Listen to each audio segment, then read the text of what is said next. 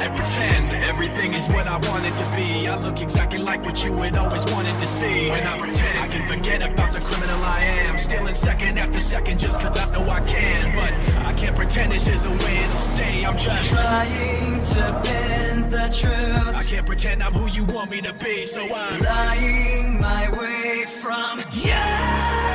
No turning back now. I wanna be pushed aside, so let me go.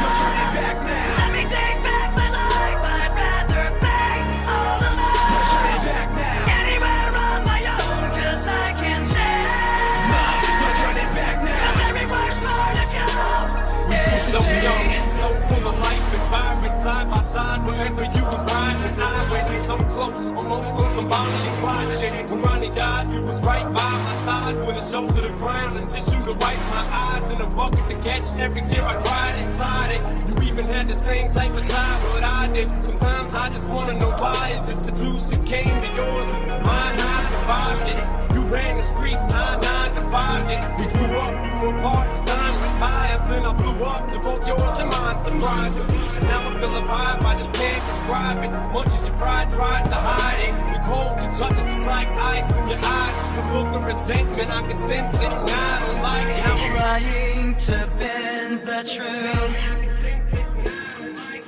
lying my way from you. No turning back now. I wanna be pushed aside, so let me go. No turning back now. Let me take back my life, I'd rather be all alone. No turning back now. Anywhere on my own, cause I can say No turning back the now. very worst part of you is me. I remember what they taught to me. Remember condescending talk of who I ought to be. Remember listening to all of that and this again. So I pretended up a person who was fitting in. And now you think this person really is me. And I'm Trying to bend the truth, the more I push, the more I'm pulling away. Cause I'm lying my way from you. No turning back I now. wanna be pushed aside, so let me go. No turning back now. Let me take back my life, I'd rather be all alone. No turning back now. Anywhere on my own, cause I can say No turning back the now. very worst part of you is me. So I changed, huh? You got a phone. Pick it up. Call me. Like this isn't what I wanted to be. I never thought that what I said would have you running from me. Like this isn't what I wanted to be. I never thought that what I said would have you running from me. Like this isn't what I wanted to be. I never thought that what I said would have you running from me. Like this isn't what I wanted to be. I never thought that what I said would have you running from me. Like this. Yeah. Turn back I now. wanna be pushed aside, so let me go. Turn it back now. Let me take back my life, I'd rather be all alone. Turn it back now. Anywhere on my own, cause I can say Turn it back the now. very worst part of you is me.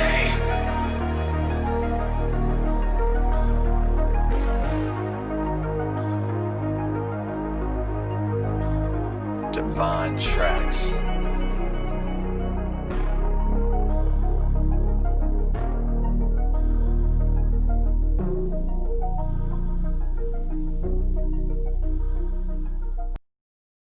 Welcome to the Dire Wolf Show, where we believe that America is exceptional and that our constitutional rights should never be infringed. I am Dire Wolf. On our show, we bring you the truth and debunk fake news. If you love laughing at the insanity of the regressive left, sit back and relax. Boy, do I have a show for you.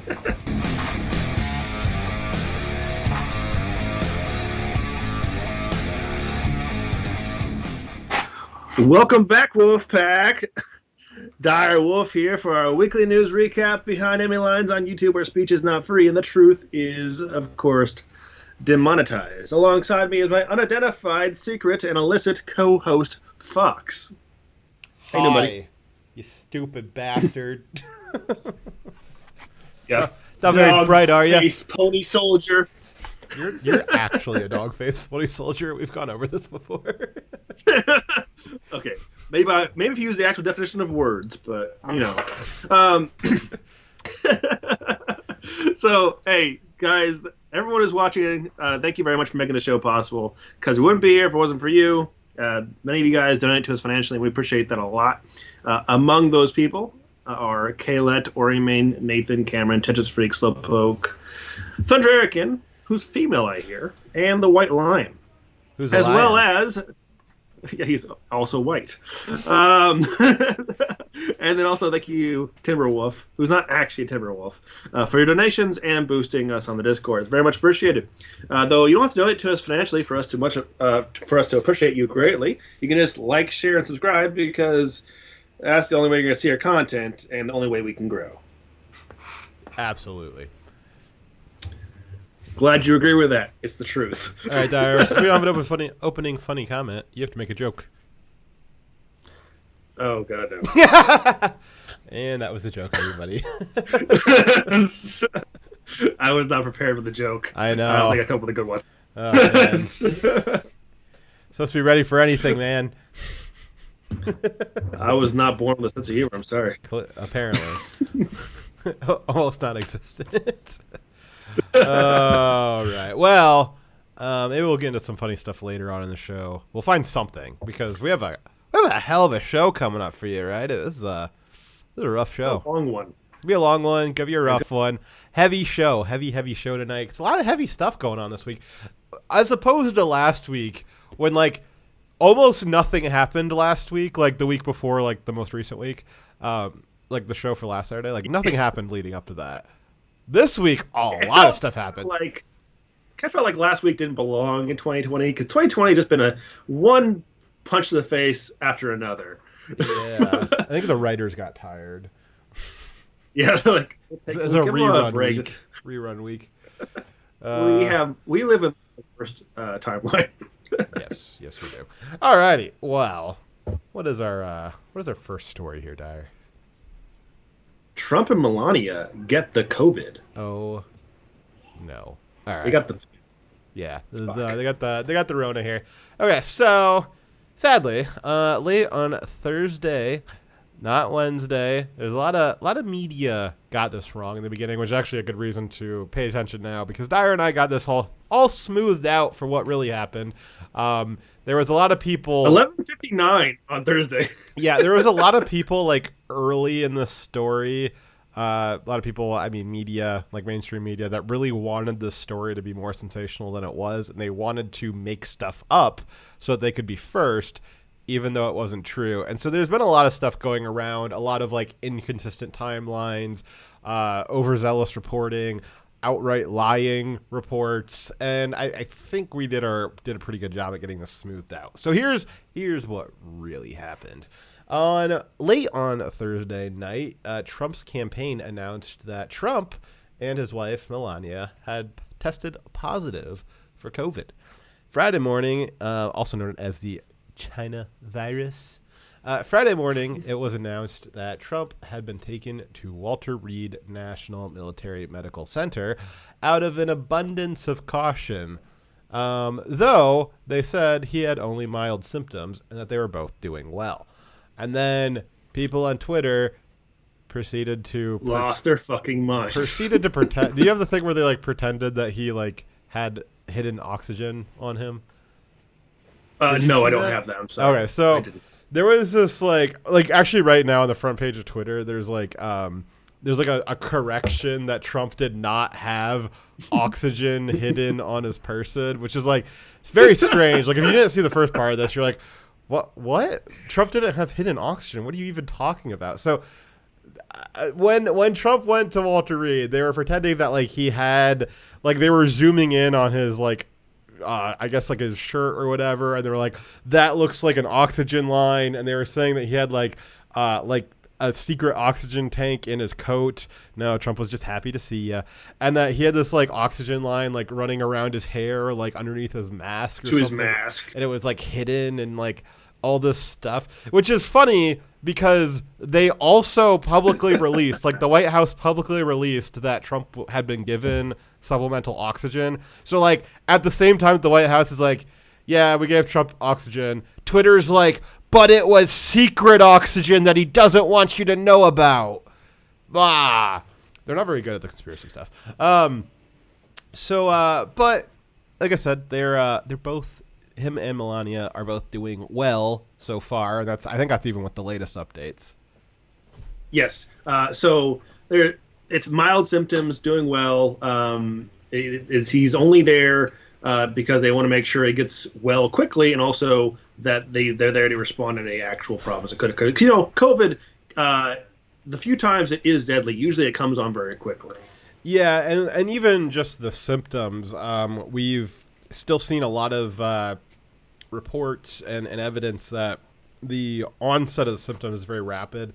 And one of the things that they had consistently seen were people that were presenting to the hospital with extremely low blood oxygen levels. Like, they would just drop over the course of a couple of hours to like unsafe blood oxygen saturation in their blood.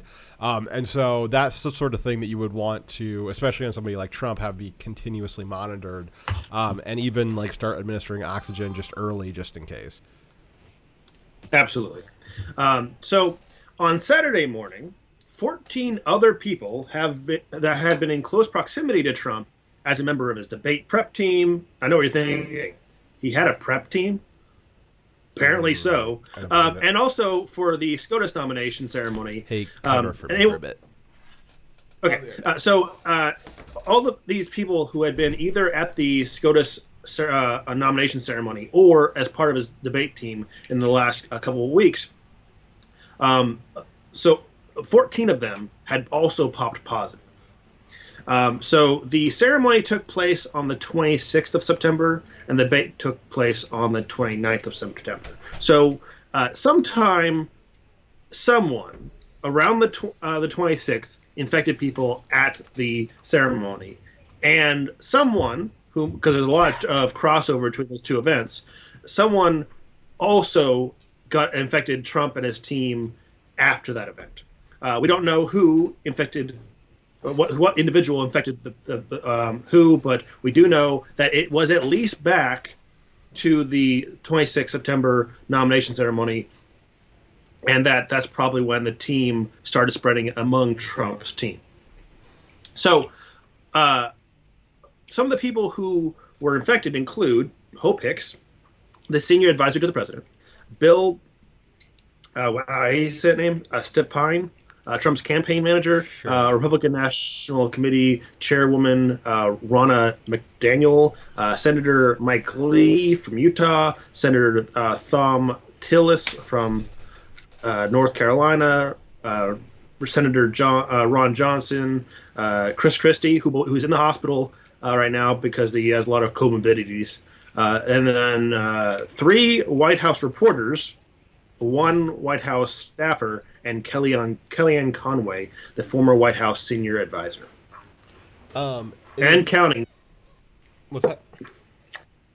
There's more people getting tested still. Yeah. So do you have any here about the debates?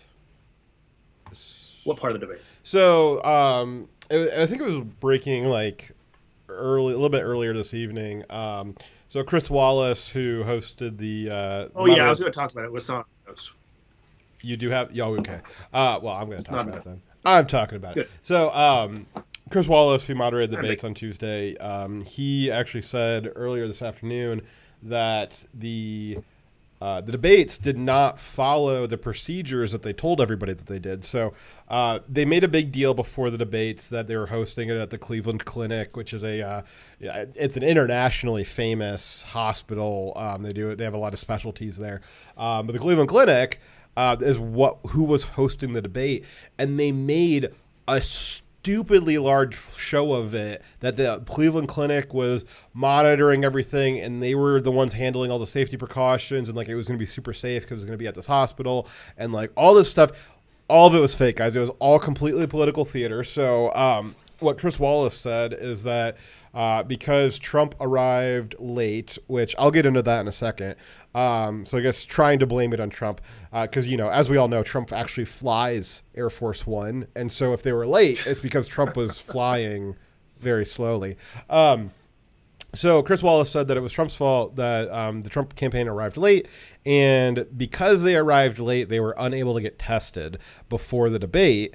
And so they just winged it and went on without testing everybody. So all of this big show, all this big political hullabaloo, and all this like security theater that it's so dangerous. We're gonna host the debate at a hospital, and a famous hospital, and this famous hospital is gonna make sure everybody's following procedure and staying safe. It was all fake. It was all completely fake. And actually, I think that the FTC should be investigating the Cleveland Clinic for marketing fraud, because this was a big opportunity for the Cleveland Clinic to get some free marketing, and they got free marketing under false pretenses. I think it was a giant fraud, and I think someone should be held accountable for that. But let's get into Trump being quote unquote late. So Trump was late, and they couldn't get COVID testing. So Trump campaign arrived. Well, again, bullshit. Yeah, the Trump campaign arrived at 5 p.m. The debate was not until 9 p.m. We have rapid 15-minute testing. We have other tests that can take within a couple of hours. Trump had also been tested every single day prior. It doesn't matter where he's at. He's also being tested. So first off, Chris Wallace, I feel like he broke some kind of confidentiality agreement there. I am highly fascinated to hear that the Cleveland Clinic was just out and out lying about it, and Fox News helped them perpetuate a lie. And Chris Wallace lied that night because at the start of the debate, Chris Wallace went through the whole spiel about how they were at the Cleveland Clinic and how the Cleveland Clinic was going to help keep them safe because they're literally at a hospital, when he knew that he was lying. He knew that they had just skipped through all the protocols that had been established, and they could have literally had it anywhere with the exact same safety precautions because they just skipped them all because Trump apparently landed a few minutes late. So that's I don't know what the hell Chris Wallace was thinking, but it does not make him look good. It makes him look like he's no, it doesn't make him look like he is a liar. He started off the debate on Tuesday by lying to the American people. Fox News helped him lie. The committee that handles the debates, I forget what it's called. There's like the commission that handles all of the presidential debates. Yeah. They also helped perpetuate that lie. And it was all to craft, again, yeah, you guys can say whatever you want about Fox News, but they are apparently equally involved in this crafting of the security theater. We saw, was it last week or earlier this week that we got that hot mic clip of one of the governors who didn't realize the microphones were still on, and she was saying, "Oh, I'm just going to leave my mask on, create a little bit of political theater here," and she got caught. Saying like the masks were merely for theatrics, they weren't actually effective, or she didn't think that they were effective. Yeah. And now we have the exact same thing from the whole presidential debates based on this lie. And then again, first off, they lied about all this stuff, but then second off, they're going to go and pretend that it's Trump's fault that they didn't actually follow the protocols. Like, he arrived at 5 p.m. for a 9 p.m. debate. He arrived 4 hours early. Like, how much earlier did they expect him to arrive? He's the fucking president.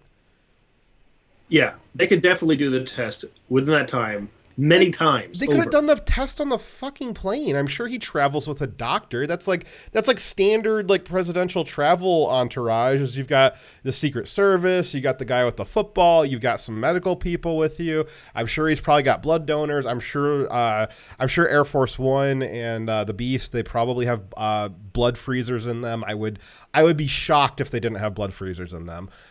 There's all kinds of crazy stuff. They could very easily have taken, and they probably did have with them, the rapid testing on the plane. I guarantee you they did. Yeah. Before you get on the plane, you probably get tested if you're someone being added to the crew. So Chris Wallace,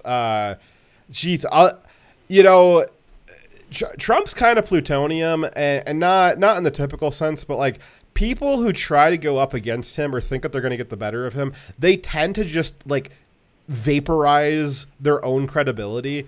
You got most of the mainstream media where they don't have any credibility left to vaporize, so they're kind of immune to that. But like, Chris Wallace, I think has some decent credibility and respect along with him. But I don't know, after that, where he's just he's just giving away the game, saying, "Yeah, we just lied to the American people for 2 hours on Tuesday night. We made up a whole bunch of security theater stuff just to sell you guys a narrative, and we were actually lying about that the whole time. Also, I'm going to make up this thing about Trump being late, and that's why we had to lie to you." I was like, "No, that doesn't look bad on Trump. That looks bad on you." Yeah, absolutely. So we don't know actually if he got infected there. Well, so it would seem like there was may have infected at the ceremony prior to on the 26th. Well, so there was possibly. I think that there were 7 people that were affected at the ceremony, but there was 11 people so far that were at the debates that also got infected. So it's equally likely at this point. Right, it's hard to know because we haven't, contact traced, and it's gonna be very hard with that many people. But there's a lot of also people that were in both locations. Yes. And there's so it's hard to tell. Regardless, though, moving on. So that we have all the people infected. What was the medical professionals, the Navy commander's statement? Okay, so Navy Commander Dr. Sean Conley finally gave an update on the president's condition earlier this afternoon, saying in a memo that the president is doing very well and has not required any supplemental oxygen, but that doctors have initiated the antiviral drug remdesivir, which actually I think that update was from 2 days ago because the update today. Yeah, it was 2 days. Okay. So that was what, Friday? Probably. Yes. Okay. So this update was from Friday, which has been, so he's given remdesivir, which is antiviral, that was meant to shorten the recovery time, for some, coronavirus patients. Currently, Trump's team has stated that he will be working out of the hospital for a few days and that VP Pence, who has tested negative, will continue to campaign with other members of his staff. It's important to note that Walter Reed is the president's, that's the president's hospital. And so there is actually a full-on presidential suite in there where he has the full capacity. He has his own mini Oval Office in the hospital. It's right next to a special room that's his private medical room, and he's just going to be there doing his thing at full capacity. He actually put out a video today that was good for everybody to see. He did look a little bit pale in it, but it was probably just because it was a video that he put out and not something that CNN was boosting the saturation on to make him look orange. Right. That's why. But he put out a video, said he was in good spirits. He talked for 4 minutes, and you couldn't hear any rasp in his voice. Looks like he's doing well. He said he was a little bit tired. He said he's doing better today than he was the previous days. One of the things that we have seen with this is people who don't it'll come on quickly with symptoms, but if you're not going to die, you tend to get over it within 2 or 3 days. It hits you really, really hard, and then you get better. It's like one of those 24-hour flu type of things. Hopefully that's what's going on with Trump.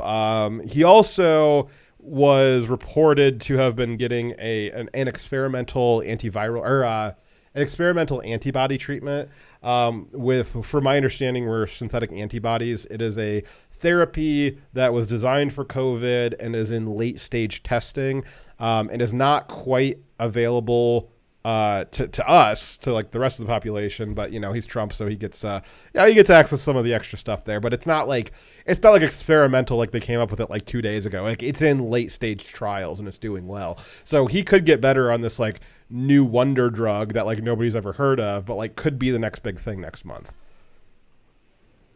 Yeah, that's good.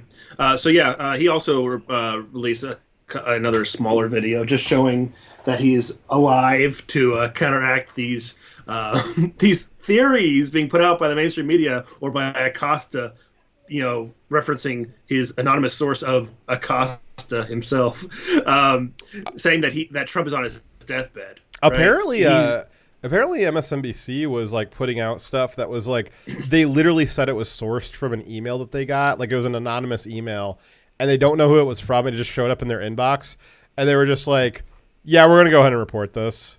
Dyer and I got an email in our inbox that was random. It says Trump's doing just fine. So there you go. We have the same sourcing that MSNBC has. Yep.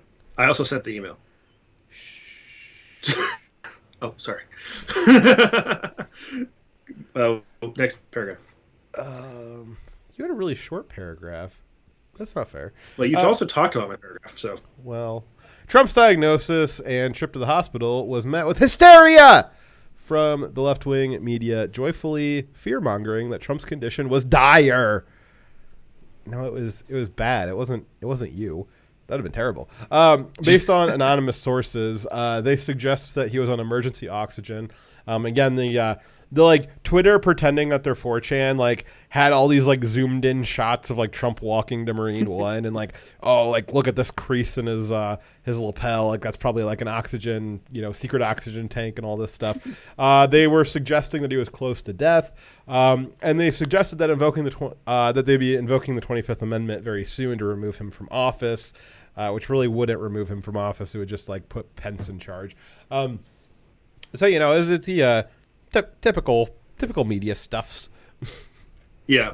The worst overreaction may have been from CNN. CNN overstated the issue by saying that Trump's diagnosis presented, this is in quotes, presented the most serious known health threat to a U.S. president since former President Ronald Reagan was non-fatally shot in 1981.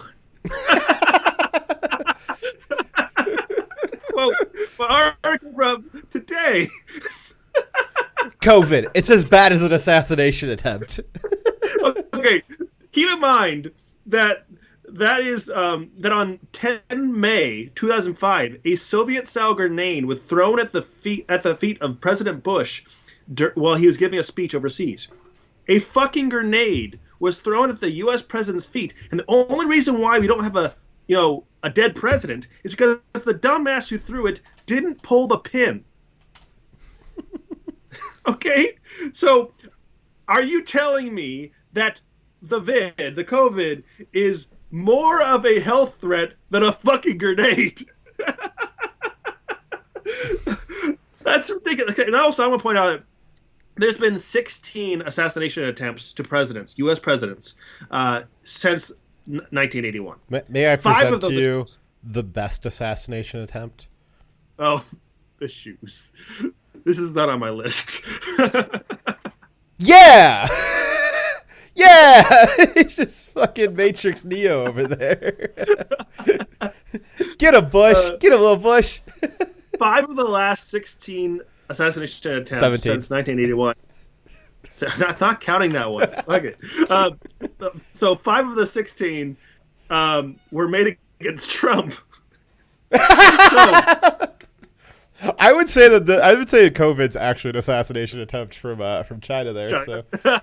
So, Trevor says that breaking 10 minutes ago that Trump no longer has a fever. Actually, I heard that much earlier in the day. That was from a press conference like around 2 or 3 in the afternoon Eastern. That Trump his fever had broke, and they were not saying how high his fever had gone, and there was it was the best. And everyone was saying so. Yes, it was. I wouldn't say it was the best fever, but people are saying it was the best fever. I wouldn't say that, but people are saying that. They call me the feverator. I wouldn't say that. That's just what people call me. They do.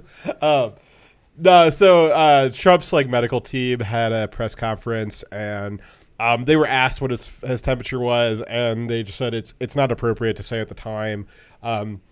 And the media, because here's the thing, is if they had said what Trump's temperature was, everybody has a different baseline temperature. Like me, for instance, I have a really, really cold base temperature. I'm almost because you're supposed to be 98 degrees. I usually run at 96 and a half. I'm pretty cold. I run really cold because of a stupid slow metabolism. But if me having a 98 degree body temperature, that's me having a fever is at 98 degrees. And so Trump, if he's running hotter or colder, everybody has their own baseline temperature. If they just set a number, if he was 99 degrees, some people 99 degrees is not a fever. That's just their body temperature. And so if they said Trump's got a 99 degree temperature, that's not enough context for the media to responsibly digest that. So it makes sense to not say what it is. But them not saying what it was, the media took off running with it, saying oh, it's probably really hot, and he's probably got brain damage or something now. So they're just going nuts because there was a lack of information presented, and instead of taking what the doctors said that Trump's doing fine and that all the medical team has said that he's doing fine, they're like fixating on the fact they wouldn't say what his temperature was, and you're like, probably means he's dying. Probably. I can't believe how ridiculous they've been. Okay, I do believe it. But come on. CNN saying that COVID is as bad as an assassination attempt, that nothing more dangerous has happened to a president since literally getting shot. That's putting having COVID as being on the same level as being shot. You know, if you take the same number of people who got infected with COVID, the millions of people, and shot all of them, you'd probably have a much higher death rate than COVID. It's ridiculous. Yeah, I bet you're right, Dyer. You guys heard it here first. Statistics by Dyer Wolf. More dangerous than COVID. Also grenades. And shoes. So, I guess the shoe is more dangerous too. But yeah, their fear mongering about Trump being deathly ill actually really affected the stock market too. Yes, it did, which is very irresponsible. And we've seen that before, where like the media, like maybe not necessarily on purpose, but like the media does have the power. Like when they say something about the president, that will wildly swing the markets. And realistically, some of these things should be investigated as like fraud, because the media is just out there like spouting these things that they know is not true. But like they're saying like the president is having health problems when they know that it's not true, and that's they know they have no evidence. Yes, which that will still swing the market regardless, and that should be investigated to see if they're probably not. They're probably just doing it because they're assholes, but it realistically should be investigated as wire fraud, because what you could theoretically do is call up your buddies and say, hey, I'm in 10 minutes, we're going to do a broadcast saying that the president's dying, and just be ready to short some stocks here. And then they say that, and then their buddies get to, they get to play the swing on the market. CNN comes out with a retraction 3 hours later, and the market's restabilized, and nobody's the wiser that one of Jim Acosta's friends just made a cool $10 million. I mean, that they really, really should be investigating. The FTC should be investigating anybody in the media, especially Acosta. Acosta's just out there like spreading things that he literally has no sources for, that he's just making up. But there's a few other like of the lesser known names at CNN and the other big houses that are they're just saying stuff that they don't have evidence for, and they should be really hardcore investigated by the FTC. They never will be, but they should be. So and actually, stock tips from Fox here. Fox is not a licensed, fiduciary responsibility, all this stuff. Not legally binding. But my unlegally binding stock tips from Fox is that if you guys see, like, you follow CNN, you follow Jim Acosta, if they say anything about Trump's condition going for the worse, you start buying stocks as quick. You buy the dip. Buy the dip, because you know that they're lying. You know that they're lying. Yes. So the problem is the media has the power to destroy the market or do serious damage to the market by lying, and they are never held accountable for it. But also, there's the human cost of they are spreading fear, and they're trying to affect the election, and they really have the power to affect the election. A lot of people have a negative opinion of Trump because of lies they've heard. Not because of anything Trump has actually done that they know of. They might believe Trump has done things he hasn't done. But again, that goes back to the media lying and having a huge power over our politics. Yeah. And they commit political fraud every day. I mean, what was the Russia investigation? Well, did you hear now? So they're saying, like, who was one of the CNN people is saying, like, no, it was a Congress. It was a Democrat congressperson who was saying that, well, now because Trump's out of commission, he's going to have his surrogates come out, which is including Putin. I bet you he has Putin come out and start really rigging the election for him to like help him out while he's out of the off the campaign trail. And it's like, that is based on stuff that is provably false. Like, we know that that's false. That's so freaking absurd. How can you say that and expect to have any kind of credibility?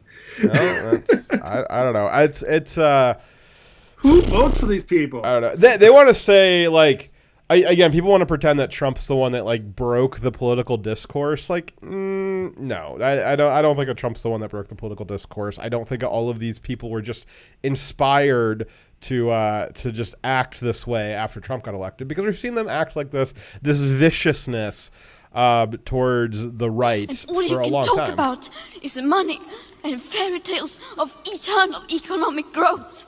How dare you? Dare you? Slowpoke for $2. Thank you very much, Slowpoke. Said Trump, a man who was sent suspicious mail, had a crazy person drive through the White House gates and had an angry barbarian mob at his gates. But wait, the Koof is going to take him down. Just you wait. Trump's gonna beat the Koof. No, you're right on the media though. It's just I don't know. It's they've been doing this to the right for a long time, like wishing death and all this stuff. I mean, they're always like, they're the ones that have been doing this stuff for this whole time. You guys know that. I'll get way off topic if I start going into all the examples. Okay, next story. I suppose. Alrighty. Well, our next story A long show ahead of us. is well, we did make it through the first story in under 40 minutes, so that's like usually like a pretty good sign because we almost never What? do that. Yeah, we almost never do that. So God damn it! I know. No, under 40 minutes. Under. I know, but still, look at the time. We're well, doing terrible. somebody was late and I had to play an extra video, so maybe look at you. I can't remember who it was. Was it you? Well, you were late, right? Yeah. So our next story, speaking of COVID, as you might be aware, the country has been under varying levels of lockdown for more than 6 months now. This has caused utter chaos in the economy as certain sectors have outright collapsed, while others boomed under unexpected, the money's got to go somewhere. And then other sectors of the economy landed somewhere in between. And then over the last, month or two, a lot of those sectors have been healing, but not all of them. Probably the most affected, but least cared about sector of the economy was small businesses, many of which collapsed entirely and are now gone forever. And if they were lucky enough to stay open, they were probably burned down by Democrats. Lucky them. On the flip side, the companies that were most able to weather the economic storm were also the ones that were most cared about by the government, which were, of course, all the Fortune 500s. And of the ones that the government cared the most about, and the companies that were the most able to take care of themselves in this economic crisis, were the airline industry.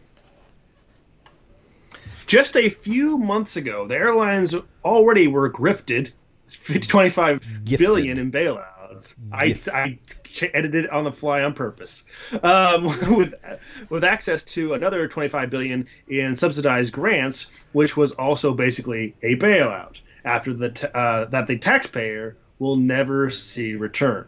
This is in addition to all the other paycheck protection programs that the CARES Act made available to other businesses. So we just gave them a load of funny money to maintain their businesses. Yes.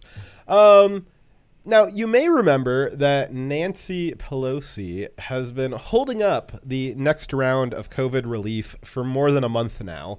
And that package was supposed to continue the unemployment relief that the CARES Act started, as well as restocking the pool of loans that were being made available to small businesses. And also, it was supposed to include some more of those direct payment stimulus checks that even the most staunch debt hawks like myself loved cashing in so much. But Nancy said, no, we're not doing that again. Not because she's some kind of, debt hawk now. No, she said no just because she wanted to be a dick. And so that's what she did. And so the next, I forget what they were going to call it, but whatever the next CARES Act was going to be has been in gridlock ever since. Because the Republicans refuse to pass Green New Deal style policies that are just terrible for the economy and our country. Because basically the Democrats are like, either you're going to give us something really big we want, all these climate policies or like reparations style policies. Oh, they You also gotta give us included these things. voter stuff in there too. They wanted to federally mandate that no state was allowed to use voter ID. So they wanted the new CARES Act. They wanted to stuff in there to make it illegal for states to run their elections with requiring a driver's license to vote. They wanted to make nationwide no voter ID, which is insane. Of course, that's going to make gridlock. Nobody's going to sign that. Right. So, of course, the Republicans are not going to agree to that because those demands are insane. So the other thing is, well, then we're just going to not let the president have the economic boom or win because they know if they pass the stimulus, it will cause a at least temporary boost to the economy that would help Trump because that's one of the biggest factors in getting a incumbent president reelected is people having economic security. They don't want that. That's one reason why the states are still locked down is because they're trying to cause as much damage to the economy as possible to make Trump look bad. They're trying to not let a disaster go to waste. Yeah. No, howitzer, this is not about F-35s, but I bet you even Dyer would rather see F-35s purchased with this money. Yeah, that still give us something of value. We could do something with it later on. There's like a Probably drop this plausible bomb return. Plausible return. Yeah, so more plausible return than this. Yeah. But with no new stimulus bill, Nancy had a problem. How was she going to give away more billions to the airlines? Because you got to do that even without a stimulus plan, right? We already gave them $50 Gotta give billion. billions. They certainly need more Why than $50 stop billion. there? Yeah. I mean, that's how government works. You just give Exactly. money to your friends.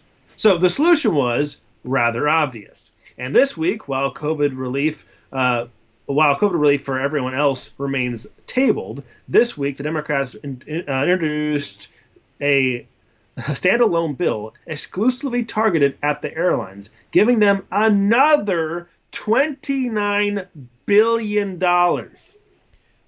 Completely standalone. This is Just because the omnibus COVID relief has been on for everyone, has been on the table for more than a month, for 5 weeks now. And because it was such an emergency for Nancy to start padding the pockets of her billionaire friends in the airline industry and all the airline workers unions, they all came coming with their hands out. They're going to make a special standalone bill just for the airline industry and leave the rest of America and every other business on the table indefinitely. You didn't talk about this, but I'm pretty sure it is included in your calculus. But like when you're talking about businesses being able to weather a temporary disaster like this, a lot of what helps a business survive is how much of a line of credit can they break, right? So a small company that is like a mom and pop that still produces a lot for the community, generally they can't take on a whole lot of debt by continuing to operate well without any business, right? Mm-hmm. Or continue to have their building on. Yeah, because they don't have enough assets to leverage money against. I mean, exactly. Yeah, if you but an airline has a shit ton of very expensive assets which to leverage, and they also have the ability to reduce their costs by simply not using some of those assets. Yup. There's the next spot for you down here. You can go into more detail about that after this spot here, because that's kind of about where they had an alternate cash flow that they could have gotten. Cool. So we actually discussed specifically this airline problem back on the original CARES Act a few months ago. But it bears repeating. The airlines do not need this money. They did not need it the first time. They certainly do not fucking need it the second time. In the last 10 years, and here's why. We went over this last time, and we're gonna remind you guys again. In the last 10 years alone, almost every single dollar the airline industry has made has gone into what is called stock buybacks. Stock buybacks are when a company, instead of investing money into physical infrastructure or making their products better, or doing any kind of activity with that money that would generate economic activity. Like, if you get $1 as a business and you invest that in buying a new machine or something like that, you're giving that money to the company that makes that machine, and then they're giving it to their employees, and their employees are using it to buy food or, you know, send their kids to school or whatever. And then those people, the money keeps flowing through the economy. It generates economic activity. When you use your money to buy stocks back, this money just goes into the stock market. Nothing happens to it. It just disappears for all intents and purposes. It gets converted. Now, I know that that's not exactly how the stock market works, but like, it doesn't generate economic activity is my point here. And so the airlines have invested almost every single dollar that they've made in the last 10 years into stock buyback. So all of their profits, one of the biggest industry, I think airlines accounts for like almost a couple full percentage points of the GDP. Like, it's a lot of money that they've got moving through there. And all of that money, instead of keeping it moving through the economy, they dumped it into stock buybacks. Now, there are sometimes good reasons to do stock buybacks, but the main reason why corporations like airline industry do stock buybacks is not for any of the good reasons. The main reasons that they do that is because most of the time, executive compensation is linked to increases in stock value. And the quickest way to increase stock value is to buy back a ton of it. So for airline CEOs, instead of putting effort into making their company better or, you know, able to run profit better or, you know, thinning out their expenses or figuring out how to make more money without, which, I mean, Jesus Christ, if you guys flown even during COVID, I mean, most of these places, if you're lucky enough to check a bag for free, you probably paid like $600 or $700 for that ticket. And if you did get a cheap ticket, you probably got to pay like, you know, $50 or $60 to check a bag and then $100 to check your second bag. Then they treat you like started on like customer service. Yeah, they treat you like cattle the whole time. I mean, the airline industry is like one of the most heartless industries for consumers, and you know there's a lot of reasons for that, but it's not like they're doing anything, you know, that's crazy better. So that, you know, making the airline industry better, generating more value, making it, you know, competing with other airlines, that's hard. That's really hard work. And these CEOs, they still need that stock value to go up. And since it's just too hard to make it go up by making the company better, it's really easy to make it go up by doing stock buybacks, which is why all these airlines have been buying back so much stock, because all of their CEOs and their executive people, they're making banks of money on you know, stock options and all these executive bonus packages because they got that stock value to go up without actually having to put in any work into making the company better. So, just a few examples. In the last 10 years, Southwest bought $10.6 billion of their own stock. Delta bought $11.4 billion. United, $8.9 billion. And American Airlines, which is the most egregious, went $8 billion in debt while buying back $13 billion of their own stock. Meaning they went into debt to buy their own stock. That's insanity. That's absolute insanity. It's completely just to like artificially make their business look like it's doing better to raise the cost of their stock. Now, I want to point out that that's a great example of how a company can go into extreme levels of debt. $8 billion of debt. Like, a large company can do that and weather a storm like the COVID lockdowns, or for actually, the airlines aren't locked down. They have less traffic, but people are still flying. Whereas we have small businesses that maybe have a debt load maximum of maybe 100,000, maybe. It's based on what assets they have to leverage. Yeah. They can't survive with a full lockdown. They've actually been fully locked down with no ability to make any money, whereas the airlines still can make less money, and they can still make money. They're just making less of it, and they could do things to make their operations less costly, have fewer flights, have fewer employees, have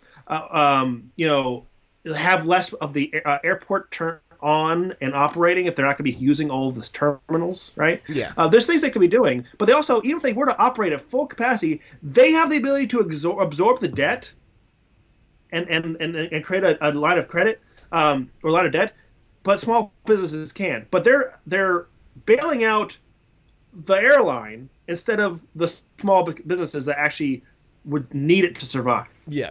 Oh, and you can see. Actually, thank you, Amazing Music, for the lemon, much appreciated. And then Timberwolf's asking if this is probably why the NASA hearing keeps mentioning the airline industry. I didn't see the NASA hearing, but I think that anytime the airline industry is mentioned in a investigatory context in the Senate, that's probably a good thing. But no, you're absolutely correct, and this shows where the priorities of Nancy Pelosi and the Democrats, and realistically the establishment Republicans, because crony capitalism is a hallmark of both parties. It's the establishment of both parties. But certainly Nancy endorsing this and even talking about it this week is that shows where her priorities are. If their priorities were the American people, then you would have seen an emergency standalone bill that just refilled the small business loan program. It would have been like, hey, you know what? We can't agree on this comprehensive package, but you know what everybody did like was that small business loan program that was the most popular part of the last COVID relief bill. Let's just do a standalone bill to like help out, you know, a couple 100,000 small businesses.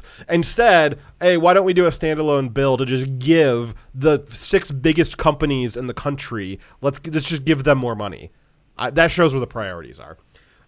Yeah, and it's giving money to their friends in big business, not actually helping the economy. Yeah, I'd love to see how much fucking stock Nancy's got in the airline industry. Let's see that. Yeah, so like the mom and pop shop doesn't have any friends in Congress. And they don't have stock that Congress people own. Right. They don't have stock at all because they're not publicly traded, probably. But that's why they're not invested in helping that small business. The only time they do it is for political reasons. Right now, it's politically advantageous to let that business die. Yes. So according to MarketWatch, a group of the top 6 airlines, which includes some of the ones that we just read, the top 6 airlines in America collectively over the last 10 years spent 96% of all of their earnings on stock buybacks. Holy fucking over shit, the last man. 10 years. That adds up, well, except for American Airlines, which went into debt to generate some of that revenue. So they kind of threw off the average a little bit because they went into debt, and then they also spent money, which means that they were way over leveraged on that. That adds up to $47 billion spent collectively by the airline industry in America over the last 10 years buying back stocks.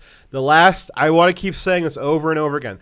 The last 10 years, the top 6 airlines in America paid $47 billion collectively to buy back, not investing in planes, not investing in tarmacs, not investing in airports, not investing in better customer service. $47 billion just buying back stock. Yeah. Not buying planes that don't crash. Yes. Well, that's Boeing. Yeah, fucking Boeing. So now stock prices will vary over time, and that's one of the points for them buying back all this stock is to try and drive it up. But all of that stock, again, it was $47 billion at the time that they purchased it. Again, it probably floated around, but all the stock that they bought is still on their books, and it can be easily liquidated for cash. If they need cash, then they can sell their fucking stock. But Fox, think rationally here. If they sold all that stock, or even some of it, wouldn't it make their stock price drop? Yes! and do you know whose problem that would be? Not the American taxpayer. Stock buybacks do not generate any economic activity, as I said, and they don't make the product any better. The only reason these companies bought back so much stock is because they knew that they were too big to fail, and they knew that people like Nancy and formerly Biden would be all too happy to bail them out with taxpayer money if they ran into trouble and needed more money. They knew that they wouldn't have to sell back that stock. They knew that they could just keep it on their books. So many small businesses have just been completely evaporated in the last 6 months. And no one in the government cares. Not a single person in the government gives a shit about any of the small businesses that evaporated. At any level of government, apparently. The airlines have stock that they can liquidate for cash. They do not need handouts from the taxpayer. Maybe selling their stock would lower its value, but who cares? Maybe it would even cause their stock to go back to zero and it would crash out their company. Again, who cares? No one cared when that happened to hundreds of thousands of small businesses in the last 6 months whose also their stock value went to zero, even if they did or didn't have stock, but their companies crashed out and disappeared and no one cared. No one in the government cared at all. Well, with the airlines, they're so big. If they crash, it'll be a big problem for the... Okay. I don't care. I do not care. Why should the airlines... If they were to sell our stock, it wouldn't go to zero. Like, there's so many government contracts with airlines. There's so much money going straight from the government already to airlines on a monthly basis anyways. They wouldn't fail. They wouldn't go to zero. And then there's still people flying. I don't know. Do you know that they have contracts with the government? Who? Airlines. Yeah, I know. Yeah, okay, I know. And they're overpaid contracts. Oh, yeah, way overpaid. Like, so every time I fly with the military, there is a spot for me on the plane because the government pays them to have an empty seat for a hypothetical maybe military member who might fly. Yes. And they overpay for that seat a ridiculous amount of money. I could see it because I have to file the vouchers to have the money paid for my trip. And I'm like, oh my God, if I were just to pay for this flight myself, you just give me the money, it could be half this price. I'm not allowed to do that. I have a government travel credit card. I can buy things as long as they're legitimate purchases. I could hypothetically go buy a regular ticket for half the price, but I'm forced because of the bureaucracy to buy through a special system that is twice the price. Yes. So the airlines, why should they get special treatment? Why if you have corporations that have liquidatable assets, they need to be liquidating those before getting government handouts. So one of the reasons why this is coming up this week, and more of the reasons why I brought up the story, is because I was seeing all over Twitter this week, after the initial airline bailouts for the $50 billion back from the CARES Act, the airline said this is only enough to keep us running until October, and then we're going to have to start laying off employees and doing furloughs. Well, because Nancy held up the new coronavirus bill, and the airlines couldn't get their stuff, we're going to have to start laying people off in October. And guess what? It's October, which is why the Democrats are trying to do this emergency bill to to do a new bailout just for the airlines. And so this week on Twitter, I was accosted with the most disgusting tweets about how all these airline flight attendants were so sad that they were getting furloughed, and they were sitting there giving all these sad stories about how they Be gone from me, you soy boy beta cock. The transaction is complete. Maybe if Antifa and Black Lives Matter started burning down the airlines instead of small businesses, the Democrats would finally put a stop to their terrorism. You know what? I fucking love that. They should do it. That's absolutely true. So you broke my train here. Where was I talking about? You were saying that... Oh, shit. Last thing you said. I don't know. Damn it, Triumvirate. You broke my train here. And it goes going on about if they have any assets that they can liquidate, they should not be getting any taxpayer money. Oh, it was the tweets about the flight attendants. Yeah, the tweets. The flight attendants. They're sitting there, all these sad tweets about how they're getting laid off after they served America. They served America, and all these sad tweets about how they served America during the pandemic. Excuse me, I didn't realize that flight attendants were going to fucking war, and there are all these sad things about how they deserve a bailout because they served the country. There's all these tweets about this, and I lost my mind about it because it's so ridiculous. All of their paychecks are being heavily subsidized by the taxpayer anyway. They are not serving the country. They are unionized. They are getting bailouts. They are getting handouts from the taxpayer. They are getting all the subsidized stuff. Yeah, and you know what? If they want to be pissed at somebody, because it was sickening too, because it was a combination of all these tweets about how the flight attendants have been serving the country, service to the country, and then they were adding at the the Senate Finance Committee, at various Democrats in Congress and the House, so saying like, help bail us out. We served the country. We deserve a bailout. Gimme.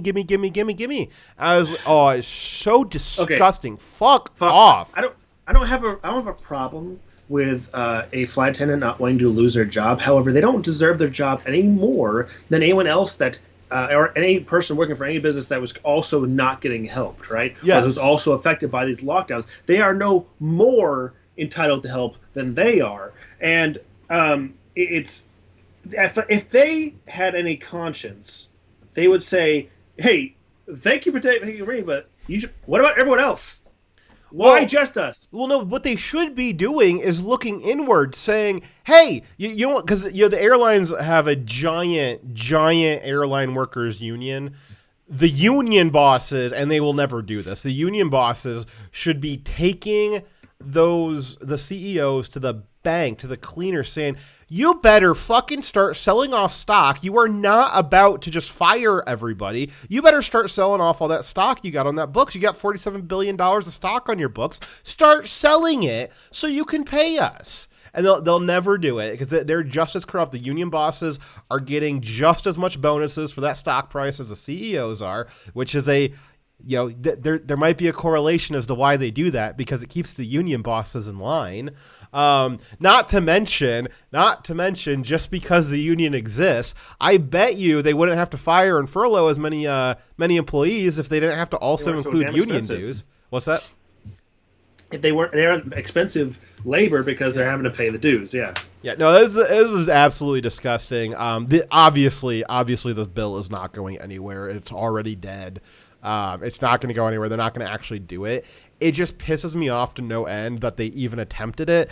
And it's such disgusting arrogance and hubris for, again, people pretending that flight attendants are soldiers serving America and they deserve a handout from you. Even though, all of your friends and families, all their companies are, either collapsed in bankruptcy or got burned down by other Democrat voters. Like, screw you. Whatever you got left, you better pay that in taxes, because the flight attendants are out there serving America, guys. They're out there, right out there on the battlefield next to Dyer. You see a lot of flight attendants out there? Not a single one. Oh, okay. I must have been mistaken in that. Jesus Christ. It's the stock buyback. So the airline industry is not the only sector that does this. This happens with most companies that are getting bailouts, is that they have lots of stock buybacks on their books. The government should be saying, we are not giving you a single dime until you have nothing left on your books for stock back. That's ridiculous. It's absolutely ridiculous. So I don't begrudge the individual employee, like the person who is a flight attendant, though I don't think they are heroes either, or that they're any more entitled to help than anyone else does. And I can complain about how fucking immoral it is that they are first causing the harm and then not, helping those businesses that they've harmed. But the problem goes back to the fact that they're locking the places down and destroying the businesses in the first place, and they're continuing to still just torture those businesses in those communities. And then not only it's a 1-2 punch. Not only are they destroying their businesses by not allowing them to be open or keeping them partially open, but they're also literally letting me burn down. So that's the reason why they need help in the first place. They're creating the problem and then, forcing the taxpayer to fix the problem they created. Yep. Right? It's like, they're entitled. Every one of the businesses is entitled to help because you forced them to be closed. You let them be burned down. You destroyed their livelihoods. Yes, you owe them, but so you need to fix what caused the problem. These companies collapsing would be a good thing. So let me explain that. So under capitalism, when your company's not doing things that people want it to do, it's not generate. What's that? Talking about the large companies currently, right? Yeah. No, I'm not talking about the companies that the government forcibly shut down. Right. No, the airline industry is fully capable of surviving something like this. They literally can. They just don't want to because I guarantee you there will still be giant executive bonus packages paid out this year. Guaranteed. They could have done it without help. They're requesting help. Yeah, why not? Why not if the government's going to give it out to you, right? No, even if they could or couldn't, that they're a company, they're a sector right now that the only economic activity that they generate right now is creating larger bonuses for their executives. They do not create any other positive economic movement because of how they are using their money. Obviously, like that's maybe being a little overly simplistic about it, but they are not 96% of their money that they are generating is going right back into stock buybacks instead of back into the economy. That is not healthy for a capitalist system. Companies like this, when there is economic trouble, when the tree gets shaken, companies like the airlines should be hurt by that because they are not operating under good faith capitalism. They are operating under crony capitalism and government handouts, and they need to stop. All right, that's all I got. Okay, next story. All right.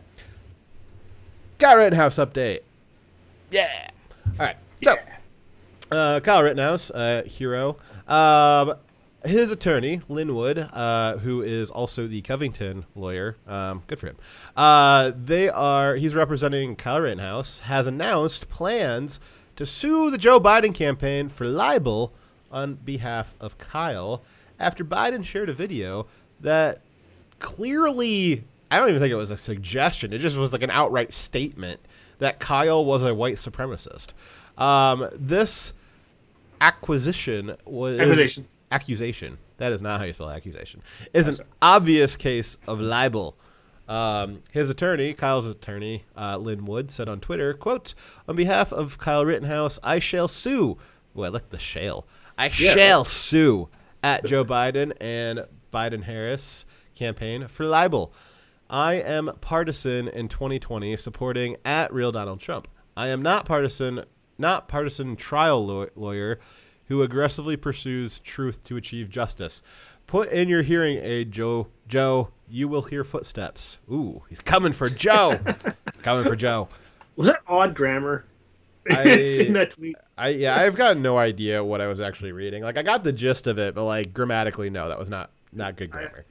I had trouble reading it as well. Basically saying, yeah, I'm a partisan. I'm supporting Trump, but I'm not a partisan when it comes to as a trial lawyer, and I'm coming for you for libel, for calling Kyle Rittenhouse, the 17-year-old who just fired a weapon to defend himself, a white supremacist based on zero information supporting that argument.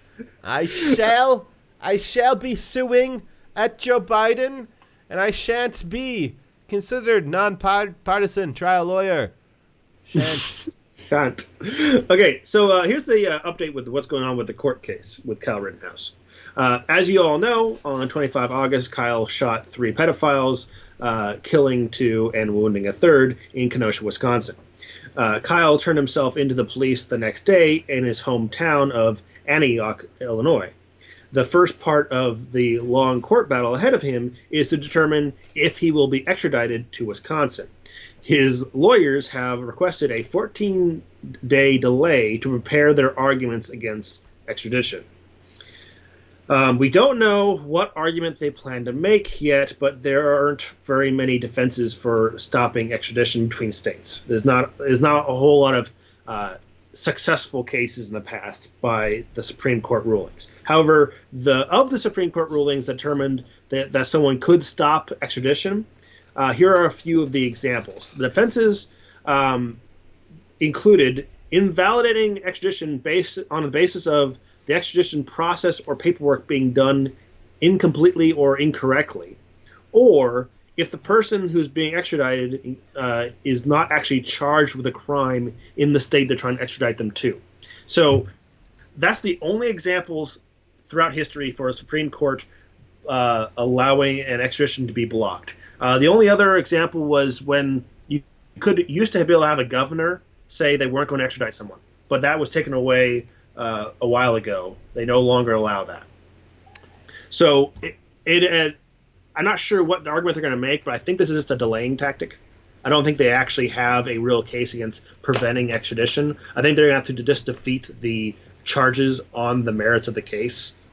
But they're slowing down the case, maybe because they want Trump to be no longer in an election cycle when this happens. Yeah, so Kyle got the Covington legal team, which is great because the Covington legal team is still working for the Covington kids and like just rolling through all the media agencies. Like they got quite a few under their belt now, and they're still working on more. Yep. But they are all doing, led by Lin Wood, they are doing Kyle's case pro bono. Kyle also, 2 weeks ago, he got another high-powered lawyer who I don't remember what the name was. It probably wouldn't matter if I did. I just know he worked on some cases that I recognized. He's pretty high-powered lawyer as well. He's also joining his team to help out Lin Wood. So Kyle's just getting more and more like free high-powered lawyers. And normally for like a regular person, you maybe not be able to afford these kind of delay tactics, but Kyle's got essentially like infinite legal resources, so his lawyers are going to do anything that they can to like trip up the state, which they absolutely should do, because the state is weaponizing the legal system against this kid. It's very possible that some of the people that are pushing for these charges could be out of office soon. Yeah. Okay, so the charges that Kyle Rittenhouse has been charged with are 5 felonies, including first-degree reckless homicide, first-degree intentional homicide, attempted first-degree intentional homicide, and 2 counts of first-degree reckless endangering of safety, one of which I'll be talking about in a second here because I'm upset about it. Done here. Okay. I was gonna say you hired a blank spot, or you highlighted a blank spot. Kyle's actions were not reckless. He only shot at people who were attacking him, and only when he had no ability to retreat. You guys have seen the videos. Every single time that Kyle shot, just before him shooting, you can see his reluctance that he was not going to fire as long as the person backed off, and the person would pretend to back off, and they would not back off, and they would come back at him. We saw this every single time before every trigger pull. Kyle had intent to allow the person to not be shot if they would stop accosting him, and they would not do it. Let's see here. So Kyle did not commit a type of homicide. He committed lawful homicide in self-defense, which is different. Homicide just means that one human killed another, but there's kinds of homicide, and it's not like a unknown kind of homicide. It is an intentional self-defense, or lawful self-defense. Let's see here. Kyle was not at fault for recklessly endangering the journalist, who is a LARPer, and put himself into a dangerous position. So one of the charges that he has, which is first-degree reckless endangering of safety. So one of those charges is for a journalist from the Daily Caller, I think, who was there on the ground. He was part of the journalists that are doing the on-the-ground reporting and getting all those videos that we all love watching so much of the riots. And very commendable that we enjoy those, and it's good work that they do, for the most part. So they were from the Daily Caller, weren't they, Dyer?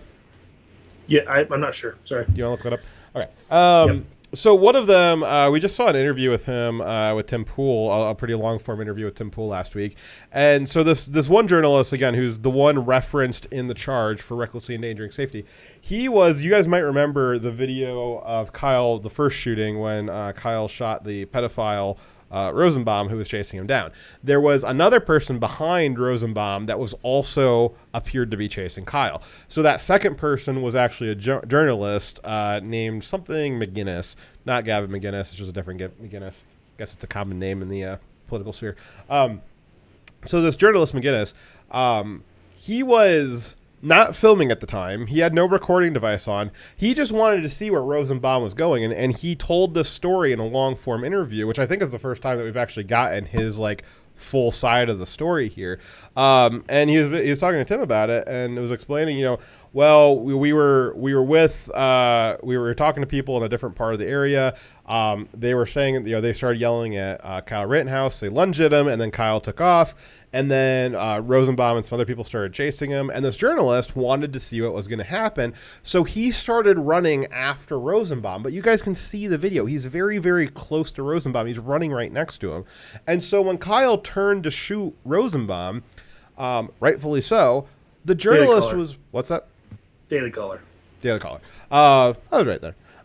So the journalist was right there next to Rosenbaum, also chasing Kyle, and you guys saw the video. It looks very much like this journalist was also chasing Kyle. And in my opinion, if you don't have a camera out, if you don't have a recording device out, if you're dressed in all black just like everybody else is, and you're also running alongside a pedophile chasing down a kid, guess what? You're not a journalist in that moment. You are also a rioter, whether you're intentionally not or so. This isn't like you don't get to like self-identify as a peaceful journalist if you have the appearance of looking like you are part of the riot. Here's what Kyle probably saw when he turned around, is that he probably turned around, saw Rosenbaum almost on top of him, and then he saw behind Rosenbaum this other guy, this journalist, also running towards him. And he probably had the calculus in his head of like, you know what, if it was just this one person that's about half a second from jumping on me, I bet you I could just turn my pistol around, or my rifle around and just pistol whip him. Or maybe. Anything could have happened. But we know for sure, we don't know for sure, but like, what probably did happen is that Kyle turned around, saw Rosenbaum almost on top of him, and then saw another guy who was, maybe another half a second behind Rosenbaum coming after him. And if it was me, if I was in that situation, I'd be like, damn, you know what? I really don't have time to deal with this first person who's already there. I kind of need to shoot him because there's a second guy incoming, and I definitely can't take on two people. So this journalist who put himself in that position stupidly, also he self-said during his interview that he admitted, I kind of acted stupidly. I got myself into a stupid position, and he kind of laughed it off. But Kyle's now being charged with his almost intentional murder there, which is absolutely ridiculous. If that journalist hadn't been there, it's entirely possible that Kyle would have turned around, saw that there was only one person chasing him, and he might have handled it differently. It's entirely possible. But because there was now two people who appeared to be chasing him, and I guess it's Kyle's responsibility to be like, hey, hold on. Is one of you guys a journalist? Yeah? Okay.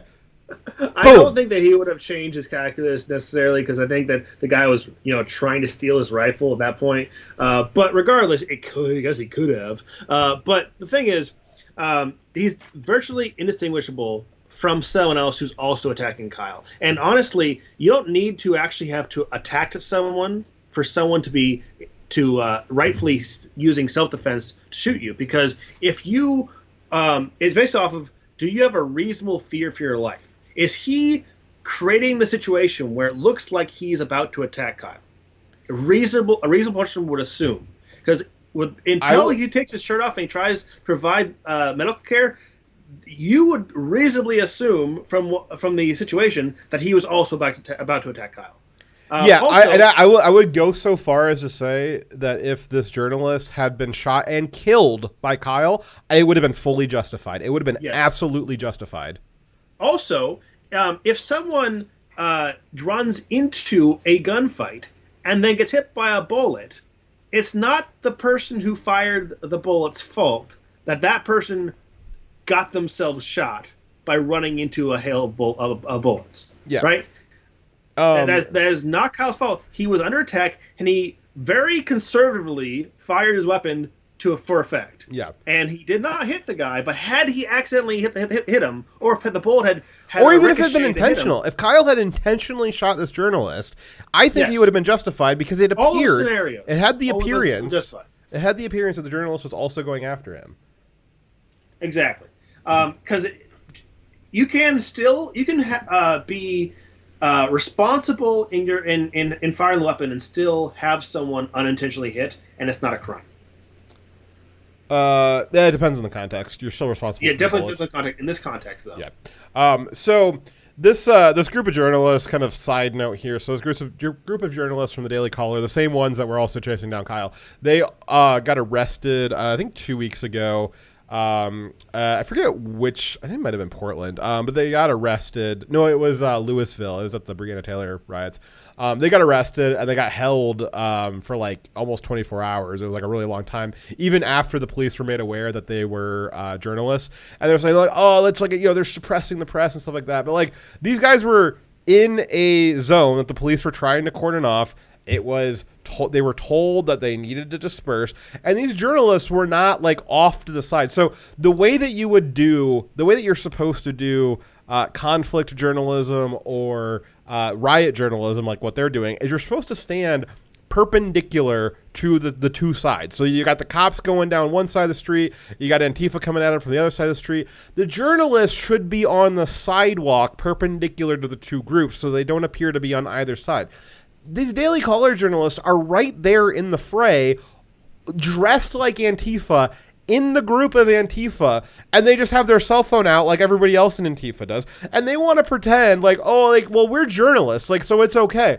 No, it is at freedom of the press. You are absolutely allowed to be videotaping all that stuff. It's not that you're not allowed to be videotaping that stuff, but if you're videotaping that stuff and you're also indistinguishable from the rioters, no, we're not playing that game. No, you guys are essentially rioters. You are contributing to the chaos. You are Yeah. So part of the riot is the atmosphere. So while you might only have maybe 1 in 10 people in a riot actually throwing stuff or going crazy, it's an atmosphere. And if you have quote unquote journalists who look like Antifa, are in the group with Antifa, walking around with Antifa, they are contributing to that atmosphere. They are therefore part of the riot, unless they are standing back off of it. If you are a journalist, if you are given a lawful order by a police officer, it doesn't mean you don't get to follow it.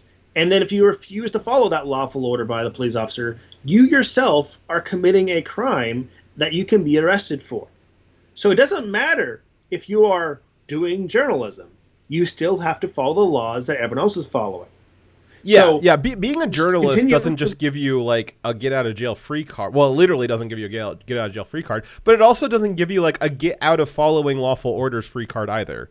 Right. They weren't being told to stop recording.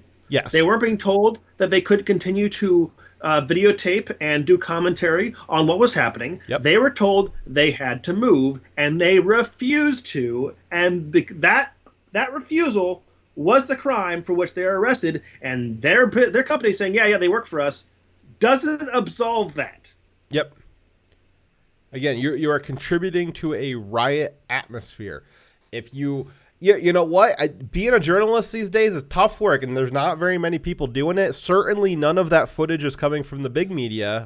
None of it's coming from the mainstream media. It's coming from these smaller outlets. Daily Caller is pretty big, but a lot of it's coming from other like really small outlets. You got the Post Millennial with Andy No.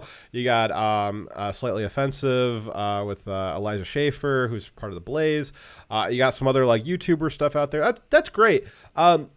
Not saying it's easy. I don't even think I'd want to go out there to do it, but if you want to go into that conflict zone, one of the things I don't like about this is you've got the media. You still have these quote unquote journalists, these riot journalists. They're still making themselves the story. They are going out there getting harassed by Antifa, getting pushed around by the cops, because they went into the fray. They chose to go into the fray, and then instead of making the story about the riot and what's going on, the story that they've now created is like, oh, well, I'm a victim. I got pushed around by the cops. Oh, I got shot at by a kid I was chasing. Oh, my rights are being trampled on. They're turning themselves into the story, which if you're going to be a journalist and you're only going to turn yourself into the story, you might as well not go out there. You're of zero value to the conversation if you're just going to make yourself the story. They could have easily continued to do their journalism and also follow the lawful orders. So that's not an excuse. Their First Amendment rights were not being stepped on. And also, if you're wondering why they get the lawful order to clear everyone out, not just the people who are actually rioters, because you can't tell the difference between the rioters and these quote-unquote journalists because they dress the same and they look exactly the same. And they're behaving very, very similar. Yep. So the police officers, they're not able to, on the ground, in the chaos, check everyone's credentials and make sure who is and who is not a journalist. That's what they do. They pick everyone out. Yeah, so they've got this argument here, and they said this a lot in their long form interview with Tim Pool this week. Is we're out there trying to do our jobs, because they're journalists. Well, you know what? I got a job I got to do. I still have to follow the law. I can't just be like, oh, well, I'm just doing my job. Like, I get to break, I work in food. So I can't just be like, break food safety protocols that are like FDA protocols because like, well, I'm just trying to do my job. Like, Direwolf, you got a job to do, but like, you're not allowed to break the law when you're doing it and just say like, well, I was just doing my job. No, that's not an excuse, right? No, wouldn't that be fucking insane if you just it would be. blatantly broke the law and you're like, oh, you know, if you just like drove a tank down Main Street and like ruined the pavement, and the officer like tries to pull you over, I don't know how he'd pull you over in a tank, but be like, officer, I'm just doing my job. Be like, you're not allowed to drive a tank. Of course I am. You're violating my rights. I'm just trying to do my job. I have a right to a job in this country. Like, no, you do have a right to. You can't drive them down Main Street. That's something you might do in, I don't know, on base or in Iraq. Yeah. But not. Yeah. Like having to follow the law of the city, state, and country that you're operating in is a part of everyone's job. You don't just get special treatment because you're in the media. Like, Jesus Christ. It's fucking ridiculous. The entitlement's crazy. Yeah, it's fucking you're so ridiculous. Special and important, don't you? Yes. You think you're so fucking important. No. No, and it's absolutely, if these people are going to go out there and make themselves the story, I mean, to the point where one of the biggest high-profile incidents that happened is probably Kyle Rittenhouse. That's like in the top 5 high-profile incidents that have happened since the George Floyd riots even started. And we have embedded in the story, one of the charges against Kyle is one of these media people, one of these journalists. Like, they're that embedded into the story. It's ridiculous. It's absolutely absurd.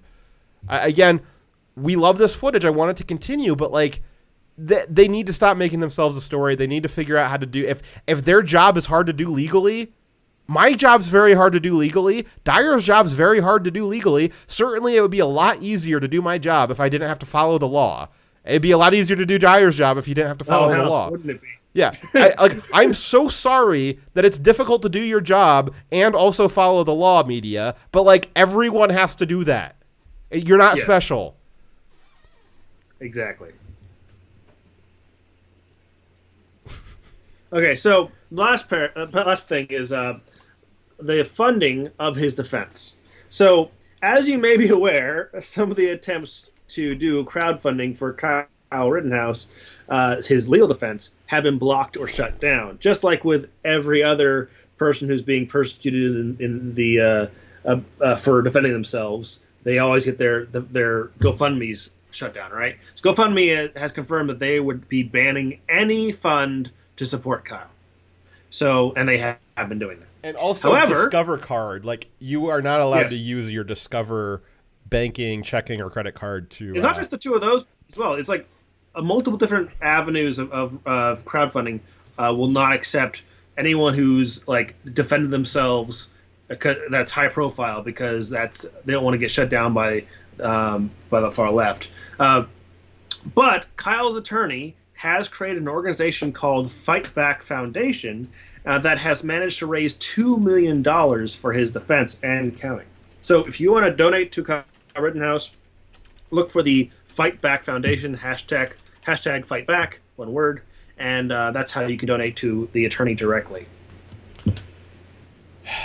Yep, Fight Back Foundation.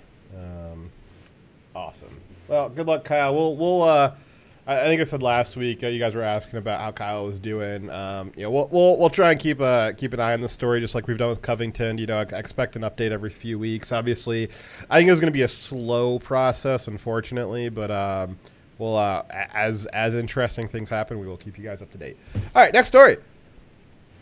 The first unironic white supremacist group that is run by a black Hispanic man. Who's probably a black Hispanic white man, because as we know, Hispanics are white. So, you know, that's confusing. One of our later stories, I don't know if you know this, Dyer, but one of our later stories has a black Hispanic Jew in the story. So that's how she self-identifies. She's triracial. Pretty awesome. Nice. So during the debate on Tuesday that we talked about earlier today, Chris Wallace asked Trump if he would disavow white supremacists and white-ring militia groups, and the violence from white-ring militia groups that happened in Kenosha, which I believe he was referring to Kyle Rittenhouse. So maybe the Rittenhouse team needs to expand that libel suit to Chris Wallace, because I'm very confident that Chris Wallace meant Kyle Rittenhouse when he was talking about white supremacists in Kenosha. What other violence from that group happened other than Kyle? Yep. So Trump responded with, sure, as Chris Wallace continued to interrupt him with adding more and more and more people to this list of people that Trump needed to condemn. Like, Trump couldn't even get a word in edgewise, which is pretty crazy for Trump, as Chris Wallace started listing out this group.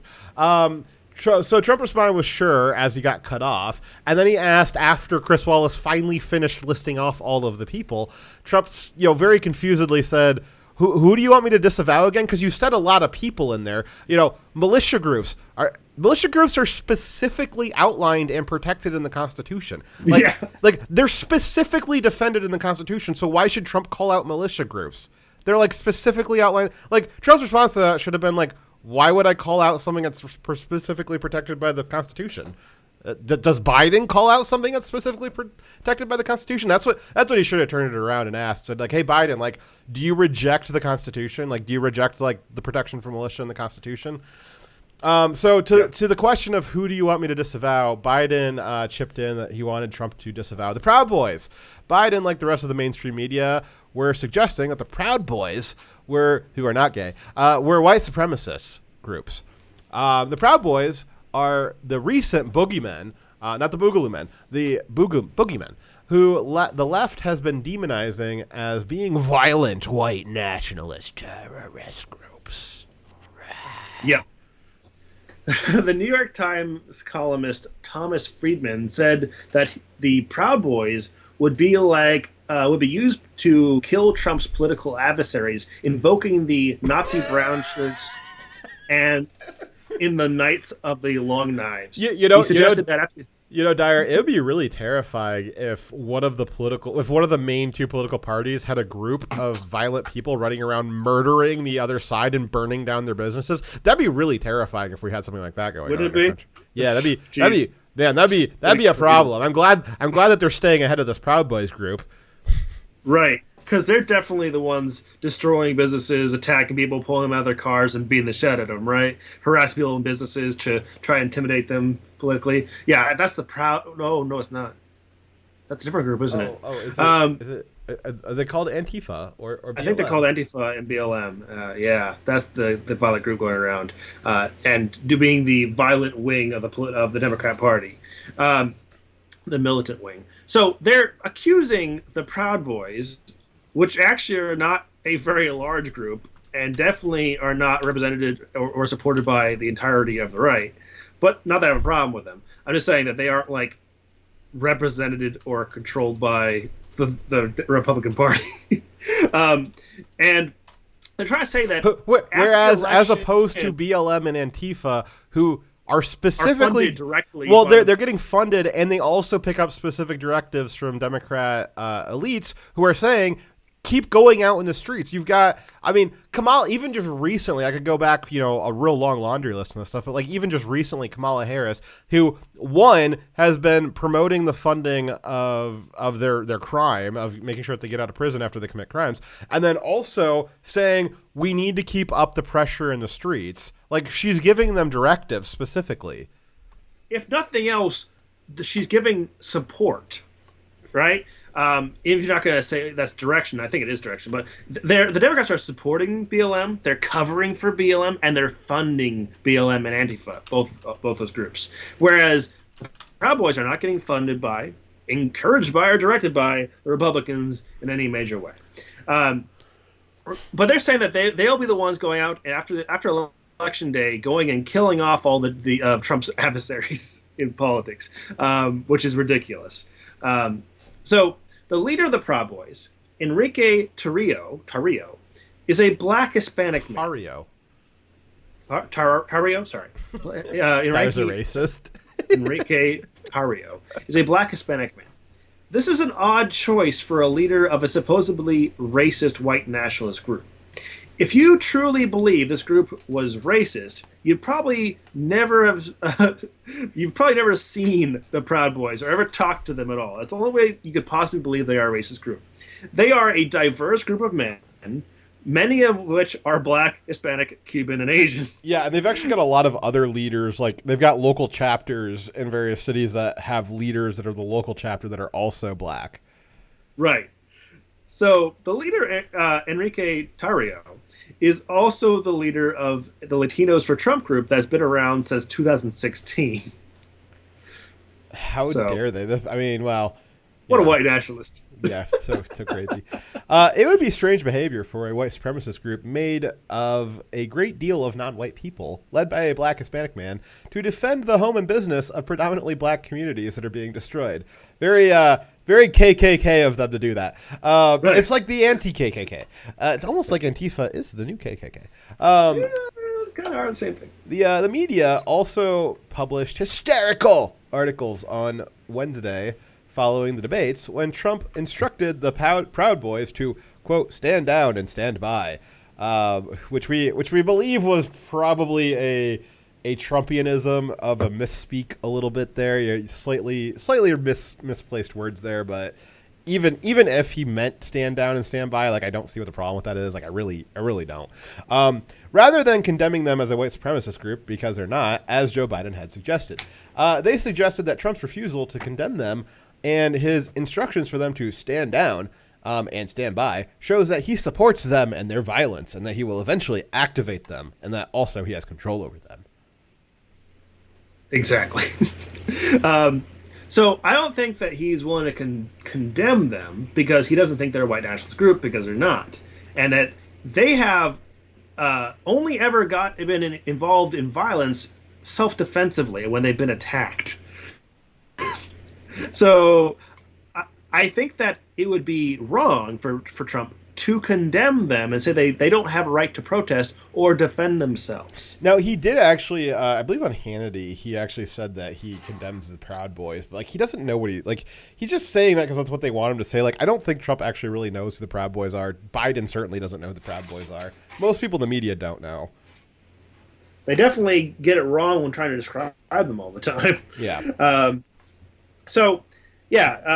The Proud Boys got a huge boost to recruitment due to the debates, but that's not Trump's fault. That's Biden's fault for bringing them up. Yeah. But it's unironically the Clayton Bigsby, which I believe is a almost more than 10 years old skit of the black white supremacist. You guys want a good laugh? Go to YouTube and search up Clayton Bigsby if you don't remember what the skit was. It is a good time. Yep. All right, next story. Yep. All right. Forget the whales, guys. Trump just saved the seals, which is awesome. I did not even know that seals were endangered. I think we're talking about a different kind of seals. Yes. Are you sure? I'm quite sure. Oh. It was in the aftermath of World War II that all branches of the American military began integrating women into non-combat roles. Then, in 2013, at the direction of the Obama administration, all combat roles were open to women as well. Over the following years, specific combat units in each branch began experimenting with allowing women to enter their training schools with predictable results. Possibly the most comprehensive study was with the Marine Corps Infantry Officer course, which, after 2.5 years of allowing women the opportunity to prove themselves, ended with not a single female graduate. The story has been similar in other branches, with several studies showing conclusively that all male units have higher combat effectiveness. And again, just to clarify, that's with combat units, not every unit. There's certainly a lot of jobs all over the military that women are perfectly capable of doing. These are specifically about combat roles. I talked to Foxy, by the way. Foxy's done videos on our channel before, and she is female, and she is a military vet. She got out recently because after her deployment, where she was in a combat role, she was carrying a pack that for a male is fine, but for her, it was, well, she weighs nearly half the weight of the males that was carrying the same weight pack, and she destroyed her knees and legs just by carrying the same weight as men. Her muscles, her frame was not able to carry it, and she got boarded out of the military, forced out because of injury, not even related to getting shot at or anything, just carrying the equipment she was forced to carry. And she'll tell you that. Yeah, I mean, you're talking about like with combat roles. I mean, even for like most guys. I mean, even most guys in the military. Like, most military roles are not combat roles. You're talking about people that are like at the very, very edge of the bell curve of like what the human body is capable of, and like even most of your average guys cannot handle that. Like most of your average guys would also blow out their knees. So this story is about the SEALs here, not even normal military. This is the top of the best of the military, and the males, their bell curve of strength and capabilities is beyond the bell curve for females in this category, right? Yeah. And then of the men, it's only the very tip of that bell curve that's allowed to be the SEAL. Yes. So in 2015, the Navy SEALs opened not the Navy whales, the Navy SEALs opened their qualifications to females, and in the 5 years since, not a single female has been able to complete the qualification to join the elite SEAL unit. But do-nothing military bureaucrats at the Pentagon got to get those stripes somehow. So last month, some of the admirals got together and ordered a quote pronoun changes for the SEALs that would remove all gendered language from their motto and creed. I want to stress that the words, quote, pronoun changes were in the title of the order, and that the term inclusive language was found in the body of the order that military admirals gave to the SEALs. This makes me fucking sick. It's a little disgusting. It is completely. This is not your job. Your job is to ensure we have the most prepared, technologically capable, lethal force, so that we can, when the commander-in-chief needs us, destroy America's enemies, and when America needs us, defend her. Yes. That's all you should fucking care about. You don't care about pronouns. You care about results. All right? You care about the mission and getting it done. You don't care about people's feelings about your fucking motto. This is not what you're getting paid for. You are a disgrace to the uniform and to your branch of service. You are getting paid way more than you are worth. So upon seeing this, Commander-in-Chief Trump tweeted new orders. It's 2020. Yes, we get orders via tweets now. It's great. We all appreciate it. It makes our lives more exciting. Trump tweeted, I will be overturning this ridiculous order immediately. Thank you. I really appreciate that. Key points. This order did nothing to increase military effectiveness to make us more lethal. Not one bit. It is ridiculous that admirals would be concerning themselves with mottos of particular units. Way too micromanaged. Their jobs are at the doctrinal level. They are supposed to be providing us general guidance about how we're going to conduct war, how we're going to maintain equipment and properly manned and trained personnel to operate said equipment and fight our wars. They are not supposed to be executing at the unit level what their fucking motto is. And which pronouns they're using. What if you are focusing on this, then you're not doing what your actual job is. You know what? Because I actually work with the budget for a unit, and I know what you guys are actually fucking working on. I know you're not properly funding or manning the units in the military right now. I know you're not working on the best, most up-to-date lethal technology. We're still nursing technology from World War II. Have you seen a B-52? No. You're not giving us the most cutting-edge military equipment. You're not giving us enough people or enough training to operate that equipment. No, you're not doing your job, but you're focusing on fucking pronouns. Fuck you. Changing the motto cuts the threads, the histories for these units. So, you guys, the histories behind these units is super important to people who work in them. You go to any unit, usually you ask them, hey, what is the history of a unit? They all know the history of what this unit has suffered through, what they've achieved, what is great about that individual unit. Some of these go back more than a century. No, like the unit, one of the units I belong to has the most rich history. It goes back to World War II and a very deep history about how that unit played a special role that helped win the war, helped to advance tactics and technology that changed how wars were fought. And even in the crest, the symbol that is for our unit, there's a story, and every bit of that crest has meaning to it. The motto for that unit has meaning to it. The motto for the unit I belong to now has meaning. And they're trying to remove our ties to the history of the unit, right? And beyond it not being their job, it's important that we maintain our history and knowing what makes that unit special, and because it gives up the individuals that work in that unit a higher purpose. They're not just fighting to do their job. They're not just fighting for the guy next to them, which is also a good motivation, but they are representing a whole bunch of people who came before them and a much bigger organization than just themselves. And you take away that history, you take away that jointness, the feeling of belonging to something more important and bigger.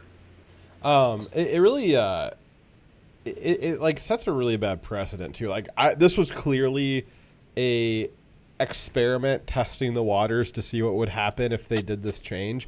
And if this had gone smoothly, they would have kept going. They would have kept pushing. I'm really glad that Trump, held the line and pushed back on this and undid it, because if this had gone through, this would have been just the start. This would have been just the start of a lot more deeper changes. It seems like maybe we're maybe what Dyer was saying about the history, maybe you can look at that and say, is really changing he today? Is that really destroying the history of the SEALs? Maybe not, but it is a start. It is a start, and we've never seen an attempt to erode these sorts of institutions like we are now. And if you let them get an inch, they will absolutely take a mile. If you want to change the stories that are told by SEAL instructors to new SEALs, if you want to talk about how brave, strong women have served in the SEAL Corps, how about you start with having a female pass the entrance requirements? Yes. Again, they've had the opportunity to for 5 years. Nobody's been able to do it. Yeah. There's no reason for the gender inclusive language if you can't get someone to pass. And again, it's not easy for the guys to do it either. I mean, you got really high. Most guys can't. Yeah. I couldn't right now.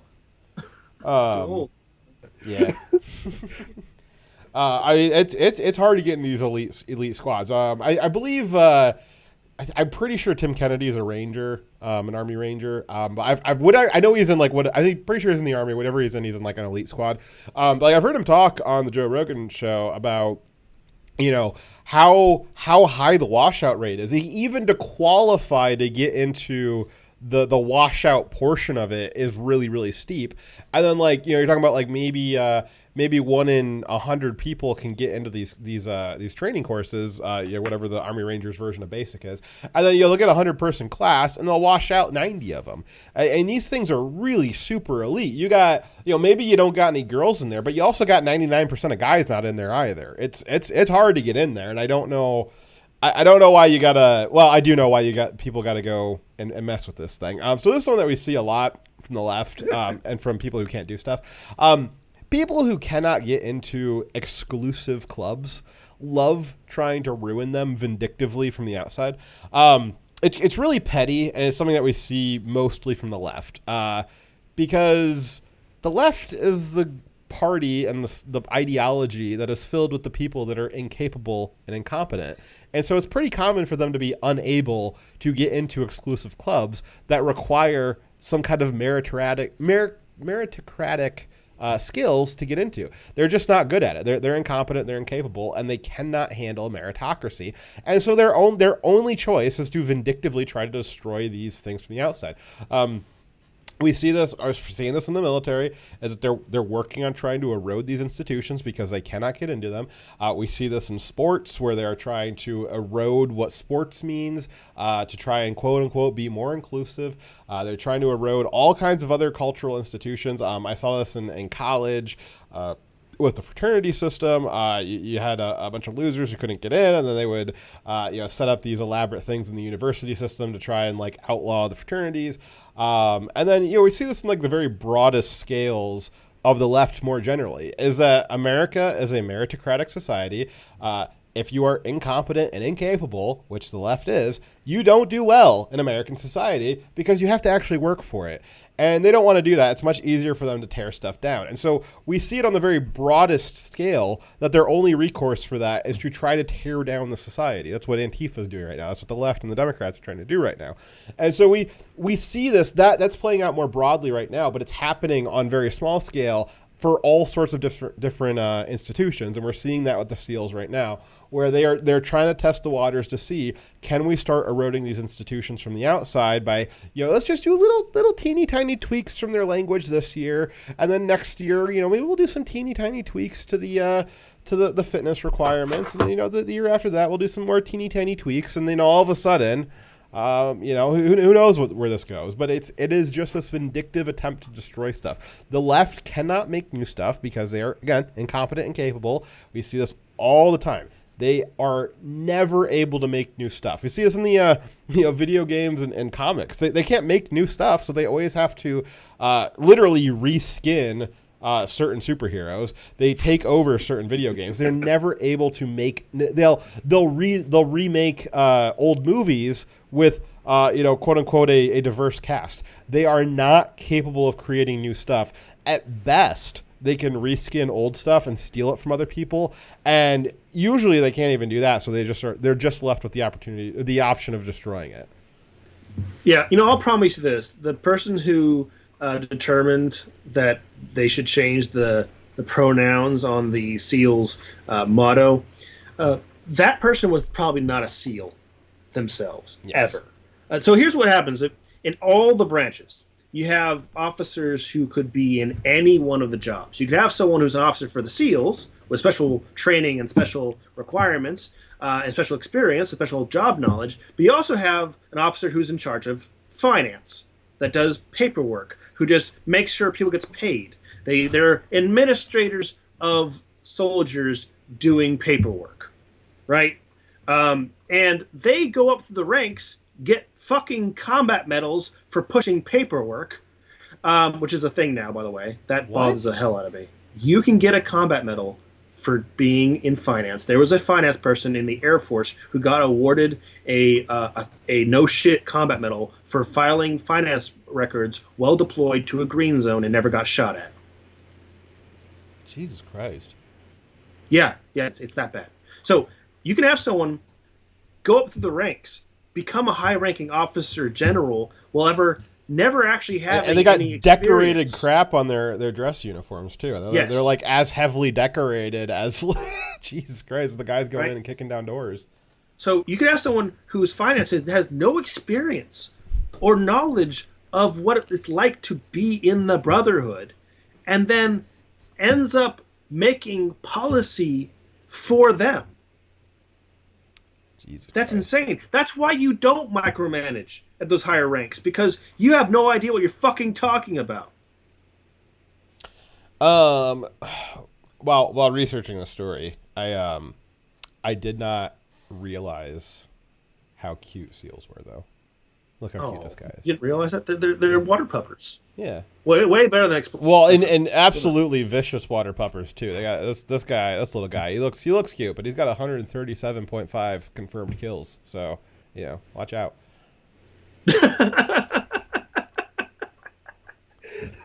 You're able to watch. I didn't see that till just now. Yeah, I know. Thanks. Did you like this picture too? Yes. You know what that's from, right? That is from Star Trek, right? Yes. Yeah, there's Kirk is underneath of Trump's face there. All right. Ready for the next story? Yeah, I'm ready. All righty. You love it. All right, so election fraud. which obviously this is a fraudulent story because we're lying to you because there is no election fraud. We're just going to make all this stuff up because there's no election fraud. So to tell you stories about election fraud, we're literally just making it up. So yeah, so all the stories of election fraud in the news must all be lies because that's not happening. Don't look over here. Yeah, so completely made up story from the Washington Post, which actually. Wait, I should get off YouTube. This is actually going to get us. Oh yeah. Now that I'm saying it out loud, a completely fabricated story from Washington Post actually kind of makes sense. Huh? It does make sense. Actually, there's 9 people watching us on YouTube. We can leave them on there for now. Okay, sorry YouTube. We'll keep John. Right. I'll stop editing to turn you off. Yeah, you guys can. Did you leave them on? We're still getting fucking. Yeah, they're still on. We're gonna get so fucking banned. Okay. Whatever.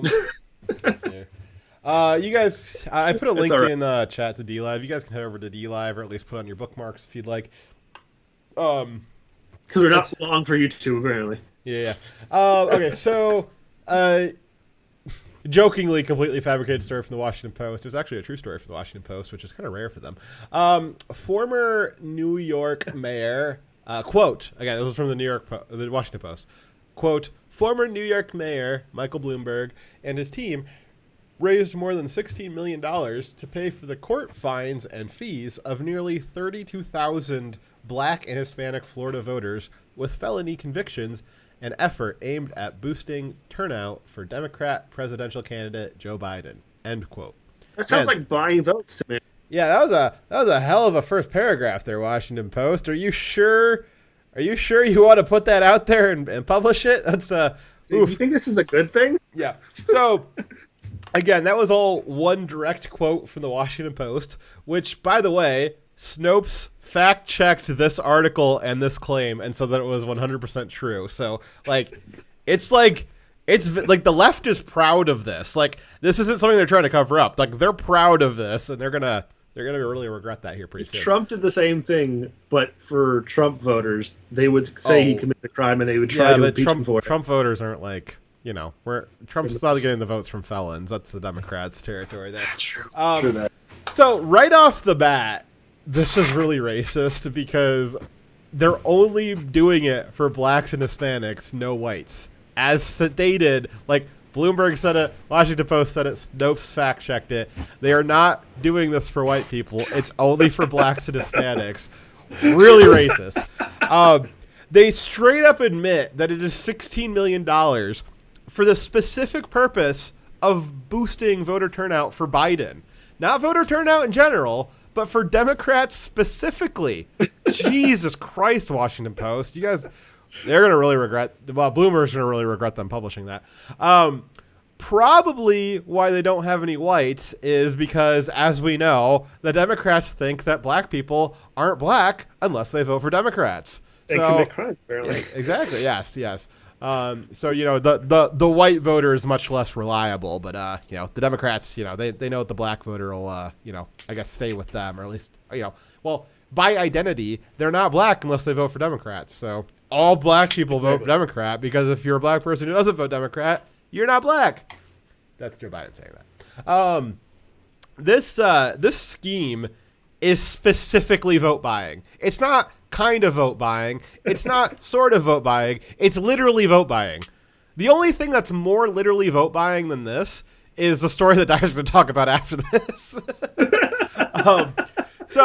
The Florida Attorney General, as well as Trump, have called on the FBI to investigate Mike Bloomberg for violations of election law because he literally violated election law by buying votes. Because he is, this would be LeBron James, because LeBron James is unfunctionally retarded being defined by Merriam-Webster as having an IQ between 70 and 75, LeBron James also joined into this effort and started helping fund voter fraud. after Trump and the Florida AG said that they're going to start investigating Bloomberg for election fraud. What kind of dumbass sees somebody with an IQ between 70 and 75? I guess that's like they commit a crime, yes, and then they're getting charged with said crime. They're like, you know what? I could do that thing too. Oh yeah, someone with an IQ between 70 and 75. Who cannot join the military. You cannot join the military if you have an IQ below 84.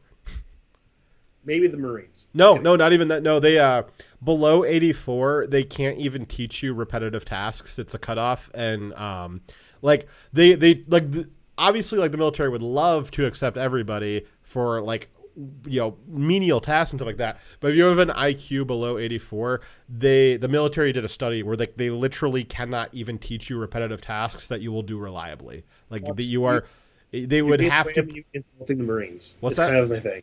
You're getting in the way of me insulting the Marines. Come on. No, but I'm insulting LeBron James by saying that he's too dumb for the Marines. So he's too dumb to even eat crayons. Yes. He would not be able to find the crayons first. Would be the problem. He wouldn't be able to figure out how to get the box open is the problem. If somebody just gave him a crayon, he could probably eat it. But if you gave him a box of crayons that was closed, he would not be able to figure out how to open it. If you give a Marine a crayon, he eats for a day. If you teach him how to make crayons, he'll eat for a lifetime. Wow, that is rough, dude. Can Devin disavow Direwolf? Can Devin disavow? That was funny. Anyways, so that's not the only story recently, by the way. So Project Veritas released a two-part video showing individuals who are expected to be working with, and they claim to be working for an organization helping out Ilhan Omar's campaign, collecting blank ballots, mail-in ballots, from the Somali community in Minneapolis, which is her voter base. Yeah, well, and they said that they were collecting ballots without evidence. The only evidence that they presented was all the ballots they collected. Right. Okay. It's like, the article I pulled this from literally said that they presented the video without evidence. And like, no, the entire video is nothing but evidence. First-hand recounts of it happening. Video of it happening. What are you talking about? How you say no evidence? This is the evidence. It's not a reenactment, The video evidence provided by James O'Keefe shows a person sometimes taking ballots and also sometimes paying for them. So sometimes it's like, just give me your ballot, like some elderly people just taking the ballots away, and then sometimes giving money, paying for the ballots as incentive. To be clear, you guys can go out and find these videos on your own, Veritas videos, and yeah, we'd love to go through them, but it's like 14 to 20 minutes worth of videos. We don't got time to go through all that. But one of the videos does show specifically videotape of the guy taking out cash dollars, handing it to a person, and the other person handing them their ballot. Blank. Without evidence. Yes. And then he's also talking about getting paid by the organization that he's working with to collect said ballots, too, that are blank, that he's going to then fill out. So just so you guys know, it is legal to do ballot harvesting, where you collect someone's filled out ballot and then take it to be turned in, right? With limitations. With limitations. Yes, limitations. It's legal in Minnesota. However, Minnesota, maybe not in your state. Right, just Minnesota, maybe not your state. So don't do this. But recently there was a court case that made it legal in Minnesota, and it might not stay forever. But anyways, so ballot harvesting is legal in Minnesota, but paying for a ballot and filling out that ballot, both are illegal. This guy bragged about having hundreds of these ballots, blank, that he's going to be filling out, and that he has paid for some of them. And do you know what the price on some of these were? They were O'Keefe was having an interview with Breitbart earlier this week, and so I heard him talking about it. This guy was talking about making like 100 to 200 ballots, or $100 to $200 per ballot that he was making from the whoever was financing this, that seemed to be associated with Ilhan Omar. Right. I wonder where they're getting all that funding from. Yeah, that's crazy. It could, it's the same thing. Like, I wonder where all those felons are getting all their. It's Bloomberg. It's just the Democrat billionaires funding literal voter fraud. That's crazy. Crazy. So there's going to be charges coming out from the James O'Keefe footage, because they're videotaped doing actual crimes. One of the people who's already been charged was a guy who on the video bragged about, and it was kind of funny because what did he brag about? You cut out there. You cut out there. Go back to what he bragged about. He bragged about voting twice. Committing voter fraud by voting twice. This is a different guy in the that was shown by Veritas, and he dressed up as a woman to get away with voting twice. Look, read chat on DLive. Look at the Slowpoke fight. You started something awful, dude. Let's see here. So, are we ready for the next voter fraud? Oh God, what happened? If you teach a Marine to make crayons, he still only eats for a day because he didn't pay attention to you making crayons. We also had another instance of voter fraud. Again, we had to make all these stories up because there's really no documented incidents of voter fraud. So we just made up all these stories for you guys tonight. I hope you guys enjoyed them. But our last made-up story is that 46 mail-in ballots were stolen and found lying damaged in a snowbank in Anchorage, Alaska. Oh, I guess it's snowing in Alaska because fucking Alaska. It's like, it's not winter yet. Kind of is, but not snow winter. Fucking Alaska. That's just one of the there actually was more stories we just didn't write on. More fake stories that of mail being stolen from trucks and being found.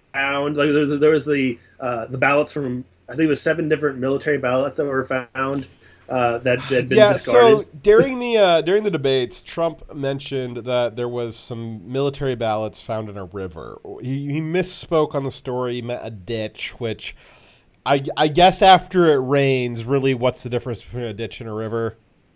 I don't know. I think you're getting into semantic arguments there.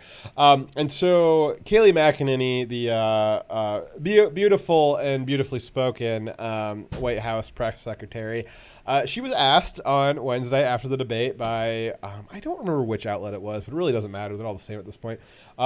Asked by a reporter, where is this river at that Trump was talking about? And she explained, he misspoke and he meant the ditch. And here's this thing about the story. It was some military ballots that were found in a ditch. And she explained it. And the guy goes, well, where's the river at? And Kayleigh McEnany goes, well, I just explained, like, he misspoke. He meant the ditch. Just tell us where the river is at. Are you kidding me? Not kidding you. Oh my God. They are broken. Yes. Not listening. Oh my God. Well, they are functionally LeBron James. Okay, so that is just like that. That's one situation, but they do that to her all the time. I was watching another clip from her earlier where she explained something clearly, and then they asked the same question again as if they had not heard what she had said at all. Team Cap on YouTube. I 100% of my last stimulus check went into buying a gun, and 100 of my next stimulus check will also go into buying a gun. And possibly ammo at an exorbitant rate. Probably ammo, yes. Ammo? What's that? I haven't seen it in a while. I think the best meme I've seen on that is like this young girl helping her grandma on a walker, and grandma was like, I used to get 9mm for 9 cents a round, and it was like, okay, sure you did, grandma. I was like, I remember 9 cent round. I did my special super secret factory direct shipment should be coming in rather soon. I have a super secret contact in my area who can get factory direct pallets of 9mm, and I got some real cheap by current standards factory direct pricing on a lot of 9mm.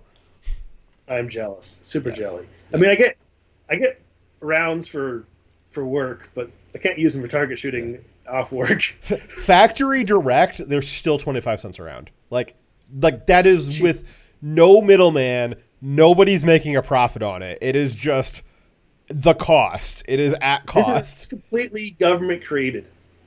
Yes. This is not natural. No. Well, so okay. I guess we finished with this story. So I guess diverging from the current topic, talking about ammo. So there's two reasons why centerfire rounds are very expensive right now. So you have rimfire, which is your 22s and some others, but most of your regular ammo is going to be centerfire. So there's two reasons why it's super expensive. As soon as COVID hit, there was one ammo company in America, and I don't remember which one.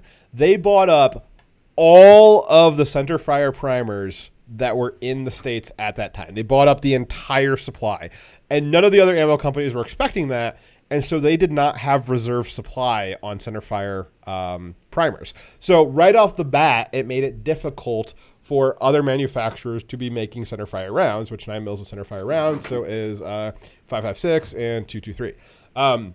Second thing is, because of the government, this is unrelated to the centerfire parts, there is no lead smelters in America anymore because of EPA regulations. The last lead smeltery in America went out of business, I think it was 2 or 3 years ago. All of our lead is smelted in China now because of government regulations, which is pretty wild considering that lead for bullets you would think would be part of the military supply chain, and they would maybe want to have, even with the EPA regulations, maybe perhaps subsidized the continued existence of some of that supply chain to remain domestically. The idea that all of our lead for our bullets, we would have to get that from China when we would presumably at some point be firing it back at China, isn't really a great supply chain strategy.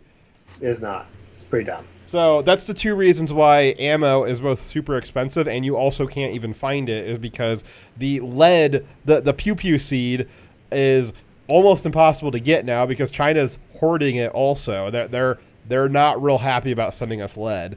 So that is not great to have given our adversary control over the lead supply. That's awful strategy.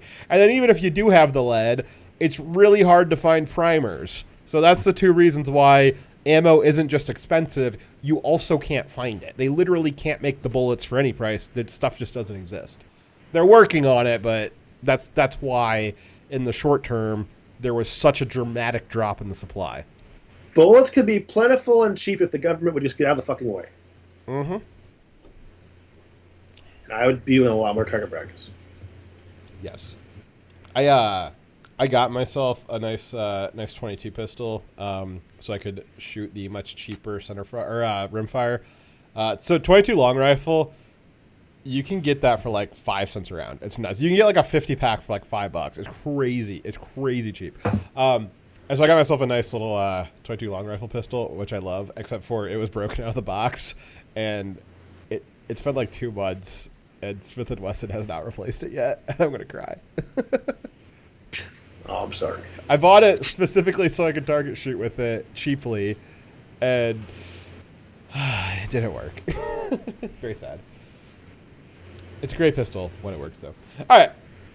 Ready for the next story? Yeah, I guess we could do another story. Okay. Leftists. How dare they? I think that's all I need to say. Next story. So leftists... Who else would do it? A leftist professor. Is there any other kind of professor? There is, but not very many of them. It should just really just be professor and imply that they're leftist. And if they're a good professor, you could apply a good professor. Otherwise, you should just assume that they're an awful leftist professor. So a leftist professor publicly calls for cops to be strangled with the intestines of capitalists. Jesus fucking Christ. No offense to anybody with Down syndrome, but this professor appears to have Down syndrome. And, this is the, again, no hate towards anybody with mental illness, but this is the kind of person that the left likes to target to influence them, people who are of, more influenceable, and people with mental illnesses. That's who the left likes to target. And, just saying, this guy kind of looks like he's one of those people.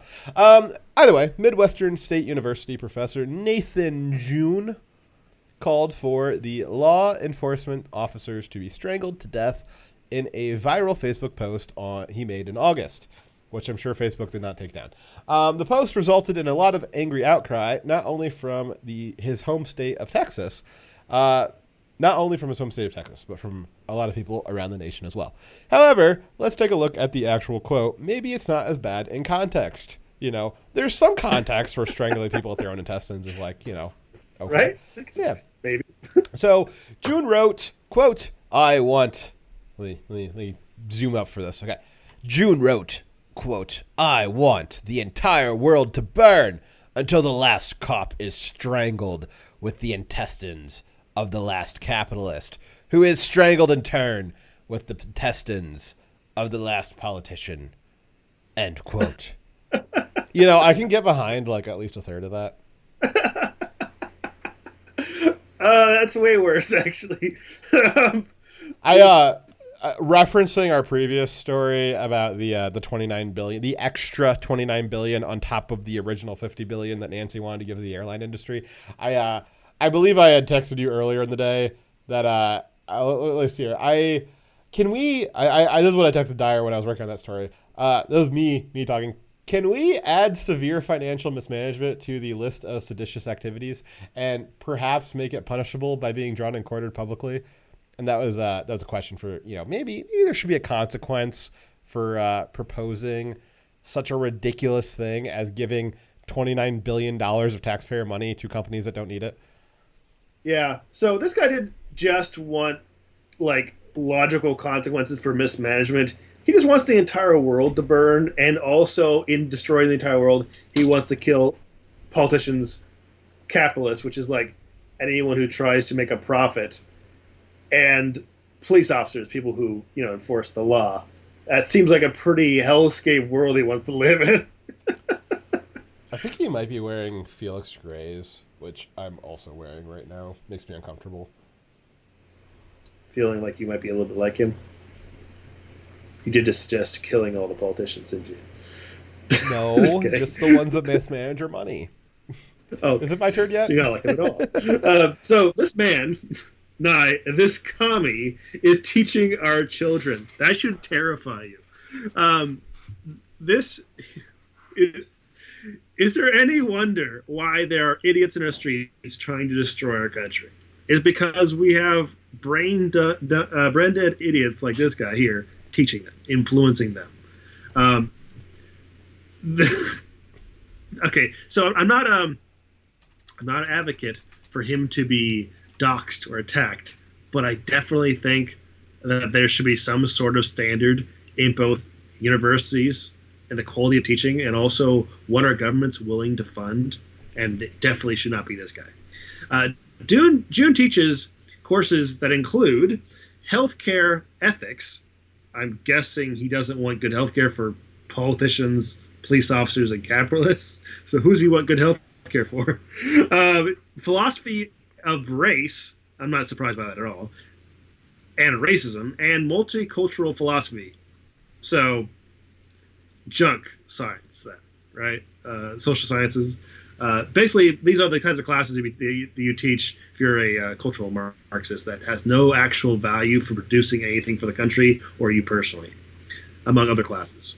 In response to his post, the university received death threats and people tried to dox him. They were, though we do not encourage these kinds of tactics, it is somewhat poetic that a leftist, Marxist, far left guy is being targeted with doxing and death threats to his business when that's what they do to conservatives all the freaking time. Yeah. So him crying about it is a little bit funny, not encouraging people to do it though. No, the only way, and I've said this a lot of times before, not just for this story, the only way that the leftist terror maybe people think I'm being facetious, but let me back that up. Yeah, it's not just terror in the sense of, like, they're going around bombing stuff, though they are at least burning shit down. No, terror is just anything that is like, generally disrupting your life or a threat to your livelihood. Like, that is terror. The only way that the leftist terror stops is if they are held to their own standards. That's the only way that it stops. The only way that we get better politics is if the politicians are held to the standards they hold us, to, which is why it's pretty common when you see, like, Democrats advocating for gun control, the right's always like, well, you guys first. That's always got to be the standard is if you are proposing to do something to somebody else, you have to be subject to that first, because that's the only safety valve for making sure that you're not a tyrant. We are all equals in this society. We elect leaders, but they are not more equal than the rest of us. They are just our leaders, and the same standards have to apply to everybody. Okay, so the university that this individual works for responded to the controversy by saying that they would support free speech and free expression and try not to censor the opinions of any staff or students. Should this guy be attacked or doxxed? No. Should he be teaching our kids? Abso-fucking-lutely not. Boom. All right. Cool. Next story. Yep, next story. All righty. Well, yeah, I put up Liberty Prime for you, Catman. I hope you enjoyed it. Okay, so next one is a little segment that's returning. Hate hoaxes. Hate hoaxes. I love a hate hoax. So, on June 24th, oh, that's a hell of a story. On June 24th, a triracial black Hispanic Jew and EMT, 18-year-old, well, that's a lot of stuff there, Aletha Bernstein was peacefully driving her car through a small Wisconsin town at 1 a.m. in the morning when she came to a stop at an intersection, waiting for the light to turn green. We've all been there, right? It was at this point when all of a sudden she was set upon by a group of 4 men. 2 of them were dressed in all black, and the other 2 were dressed in floral print shirts. Basically, this was a classic Antifa Boogaloo Boy team-up. Classic. Even though the waxing crescent moon, and yes, I did look it up, the moon was waxing crescent on that day in Wisconsin, meant that it was especially dark outside that night at 1 a.m. in Wisconsin. And this black Hispanic Jew, who is whiter than Rachel Dolezal, the Antifa Boog Squad could still tell that she was black, even in the pitch black of night, and they saw her at this random intersection and shouted the N-word at her. The outburst startled her, and before she even had time to turn her head to look to see who had shouted the N-word at this clearly white woman, they had already gotten up to her car, and they started spraying lighter fluid on her through her cracked open window. And then they tossed in a lighter through that cracked window and set her on fire. My goodness. It gets crazier and crazier. After putting I would love to hear in chat, anyone who would, looking at this woman without knowing the story, would have assumed that she was white. Would anyone have assumed that she's white or black? Obviously, she looks white to me. I believe that she's white. Well, she's probably a black, white, Hispanic Jew. I mean, but you can't tell a lot of that just from looking at her. Yes. She looks white, though. I don't think any rational person would say, oh, that's a black woman. So hold on, the story's not over yet, Dyer. After she put herself out, because they set her on fire, she then stepped on the gas and ran the red light. Dangerous. Well, I would imagine she'd have a bunch of, burns on her face and in their car, and well, she did have burns on. She did have burns. Right? She did have burns on her face. Hold on, you got the story here. It's why you just your spot's almost. Your part of the story is almost up, Dyer. Just hang in there. So she stepped on the gas, ran the red light, and did not stop driving until she made it home. And then after a full day of not going to the hospital, after this incident happened, it was a whole day and night, and then the next day, she then drove herself to the hospital to be treated for her burns. Diabolical! So, let me get this straight. You're saying that the Boogaloo Boys teamed up with Antifa, stalked a random intersection at a random town in the middle of the night, waiting for a black person to drive up, and in the hopes that they could identify the race of the driver in the dark, and if they found one, the window would just happen to be open so they could throw the lighter fluid into it And then because most lighters don't stay on, if you hold it down, if you hold down the button, sorry, they must have had a Zippo lighter that would stay on after you let the button off, right? Yep. So they had just happened to have a Zippo lighter as well. They could throw through the window too. All that is what you're saying is what happened. Well, that's what the police report says. But shockingly, as you may have guessed, I know we did a big setup here, but you guys are pretty smart. We did our best to try and fool you, but as you may have guessed, shockingly, this was the real hate crime, right? It's finally a real one. Literally none of this happened. It was in the police report, but literally none of this happened. And again, I want to stress my favorite part about the story is that it was 2 people dressed in black and 2 people dressed in floral print. Obviously, Antifa Boogaloo team up. That is literally in the police report that there was 2 people in black and 2 people in floral print. And I will give the credit to Andrew Wilkow, who said, "Is she suggesting that it was a Boogaloo Antifa team up?" Absolutely hilarious. That's my favorite part of the story.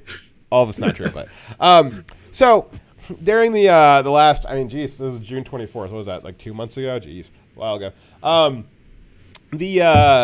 There's been an investigation, as with all of these hate crimes, the hoax hate crimes. The FBI is right there on the scene with as many agents as they can get off the Russian collusion cases, hoaxing other stuff. You got all these scumbag FBI agents right there on the scene trying to help prove that these non-existent white supremacists are out there hunting down not black people. And so the FBI did the investigation for the last 2 months, and, as a surprise to nobody, they found nothing. No evidence whatsoever. So, as Dyer was alluding to earlier, you might have expected that there would be, burns inside the car. There was not anything burned inside the car. There was no remnants of lighter fluid in the car, as confirmed by an arson dog, which I did not know about arson dogs until I read about the story. And, arson dogs sound pretty cool.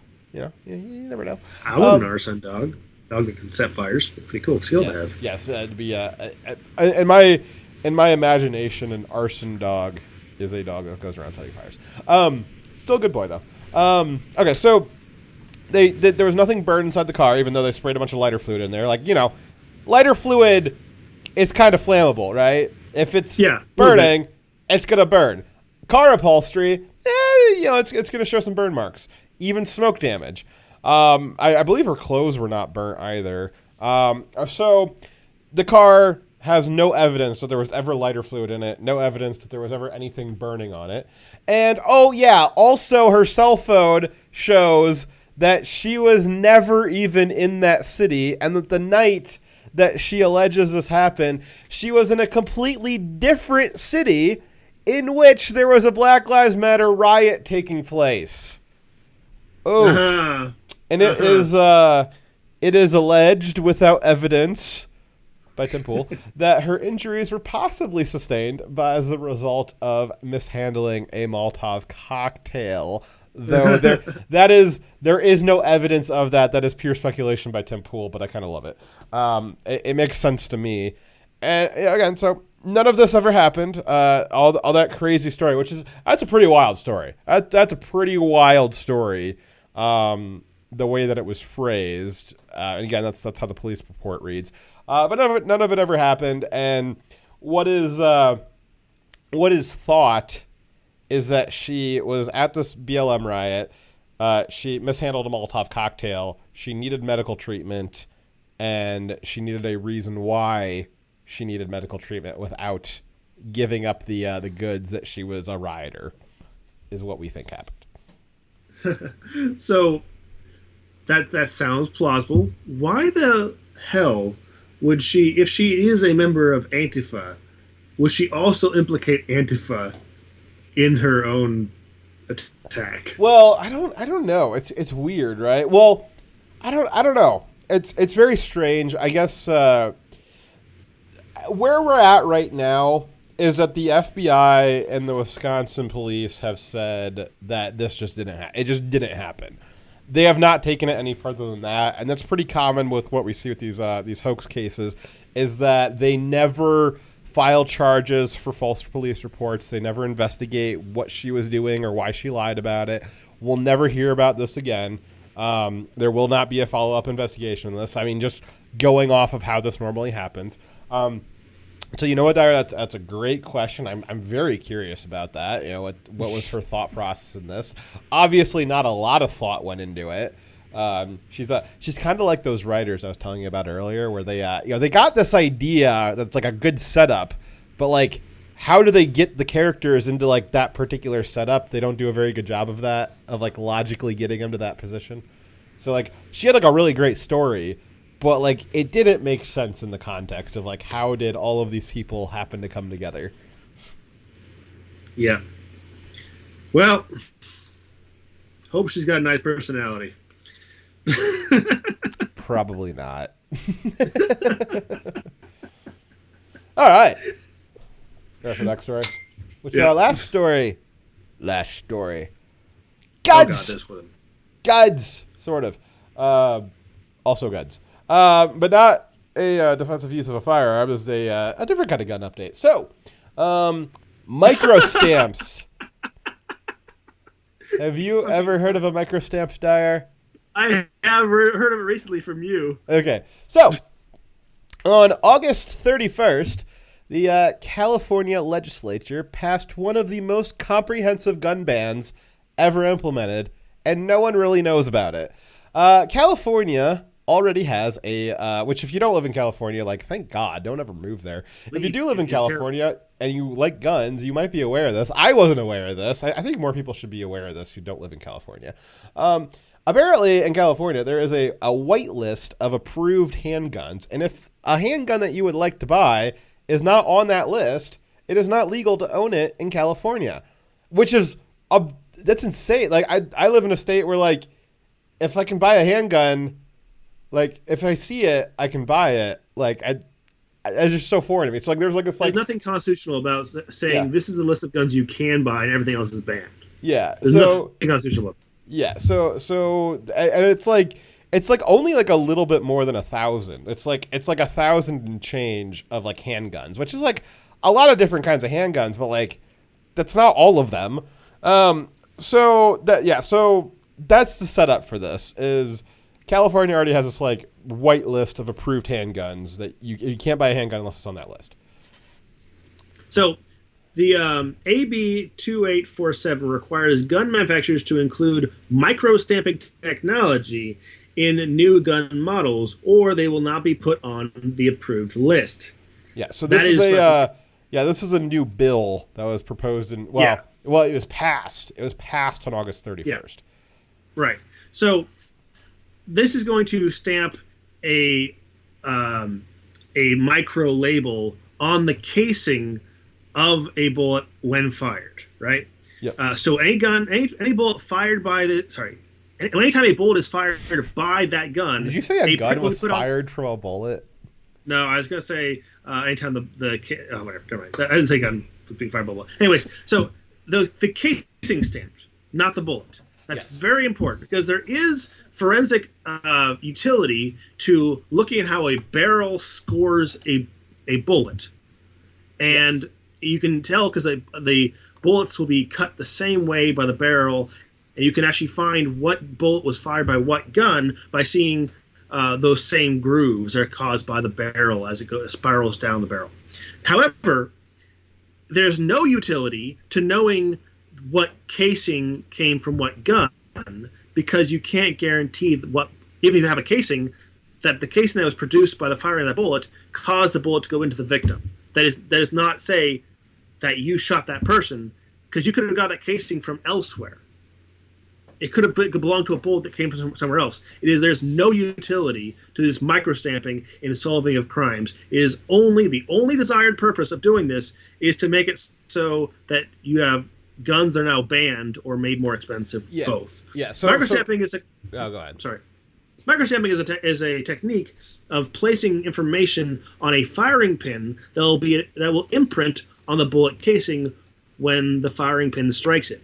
This feature makes guns more expensive, vastly more expensive. This feature is purposely to make criminal cases. The purpose is supposedly to make criminal cases easier to solve, as the shooter can be identified from the microstamping on the casing he leaves behind. But as I said before, it doesn't actually do that. Yeah.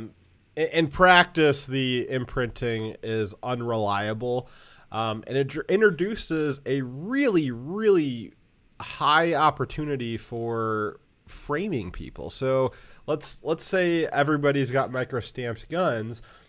You just go to the range one day, you scoop up some casings, and you put them in your pocket, then you go commit a crime, and then you just start distributing those casings all over the place. Maybe you're a law-abiding citizen that goes to a gun range, and you're just firing your gun with a microstamp in it because you live in communist California, and then some yahoo scoops up your casings, distributes them all over a crime scene, and the next thing you know, you got a no-knock raid, and the police are bursting into your house because they think that you just murdered somebody, but you really didn't. Somebody just stole your casings, and, well, now they got this microstamping technology, so it must have been you, right? It must have been you. But it really wasn't. What about this? So you have you and one other person both have a gun. He's the criminal, you're the good guy, and he shoots someone, right? Yeah. And you shot at him to try to stop him. Police show up. There's casings from both of you. One guy's dead, and he says he shot that guy.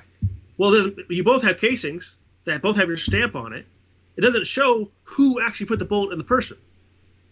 Yes, and you can't this is the casing. The casing doesn't go into the person that you're shooting. It does it's usually when you shoot a gun, the pew-pew seed, it separates itself from the casing at a pretty high rate of velocity.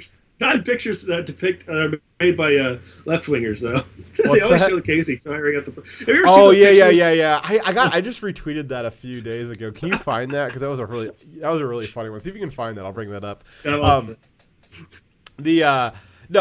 usually if it's working in a way that it's probably going to be investigated as a crime, typically the bullet part of it has departed from the casing at a relatively high rate of speed. They're no longer forensically connected. You can't look at a bullet that went into somebody and tell which casing it came from.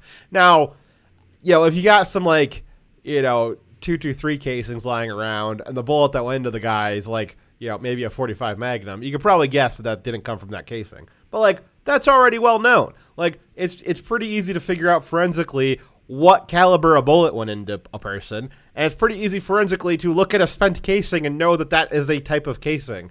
And so if you see a bunch of casings that don't match the caliber, you can pretty much guess that those are not the same caliber. Those aren't the casings that fired the bullet.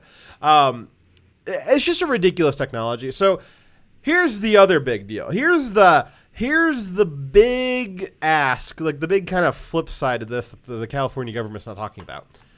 Microstamping is a patented process that is owned by a single company. And for gun manufacturers to implement microstamping,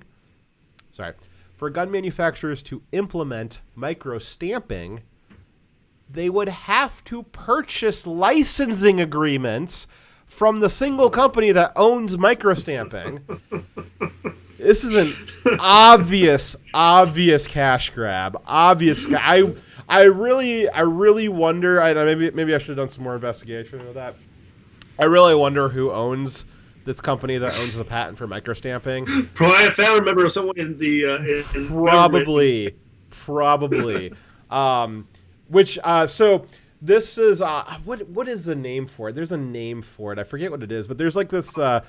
There's this technique of patenting common things, and then the company that has patented it will try to legislate or try to litigate against other companies that use this process. So a really classic example of this is there is a company who they successfully patented the process of taking a piece of paper and putting it into a device that makes a copy of it.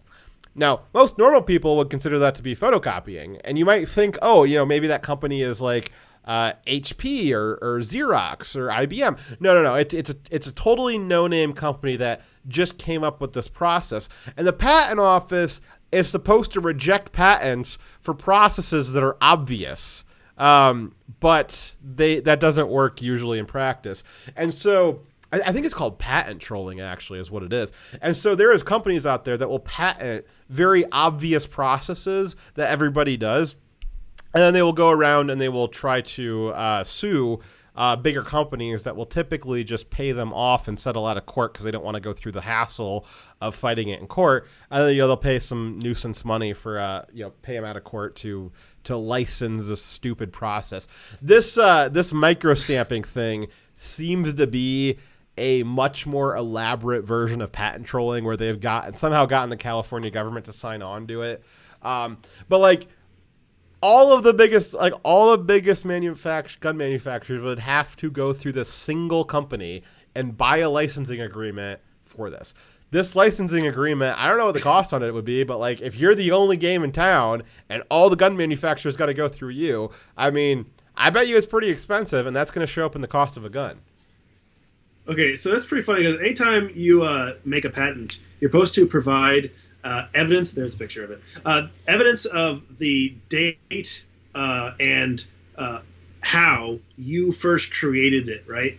So there's a reference date. Yep. This thing became a thing on this date, right? Mm-hmm. And then someone can invalidate your claim by simply showing that they had a system in place prior to that did the same thing. So this is not a joke. Maybe I'll go a little off topic with this, but this is not a joke.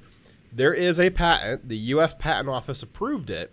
Because, again, anything that's a patent, the U.S. Patent Office had to approve it, which is ridiculous that they approve some stuff. There is a patent on the process of using a stick fallen from a tree and tossing it in order to engage in recreation with a dog. That's ridiculous. There is a patent on tossing a stick to your dog. Every time you toss a stick for your dog, if you don't own the license from the company that has a patent on this, you're technically infringing on their patent, and they could sue you. That is the type of shit that the U.S. Patent Office has been getting up to the last few decades, and that's a whole other context. We pay them money. Yeah. Let's see here. I can't believe we paid them. What just happened? Did I break something? Okay, there we go. Yeah, this is a really great picture.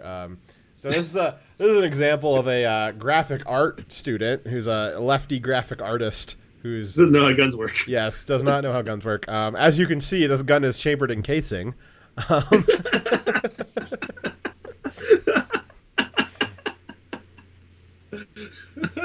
If you don't know what's wrong with this picture, I can't imagine that would hurt. Maybe search for some gun videos. I don't even know how this would what would be the actual way in which this would actually work. What would be the engineering requirements for something like this? You'd have to have a separate propellant behind the casing, or just be maybe it's like a slingshot gun. It's just looks like a gun, but it's actually a slingshot inside of it. It's an air gun. Actually, this is the kind of gun that you're gonna have to use because ammo is so expensive. Is you can go it's like arrows. You can go back and collect your ammo. Have you seen the compressed air guns they can use to kill birds? Yeah. Yeah, that's what this is. There you go. Yeah, I mean it's actually a novel way of saving ammo for when you really need it, because it's just if you use arrows. After you're done, you can go back to your fallen enemies and collect your arrows and reuse them. With this method, you'd be able to go back and recollect your ammo and reuse it. I think with the way ammo prices are going, it's a very novel idea for solving that problem.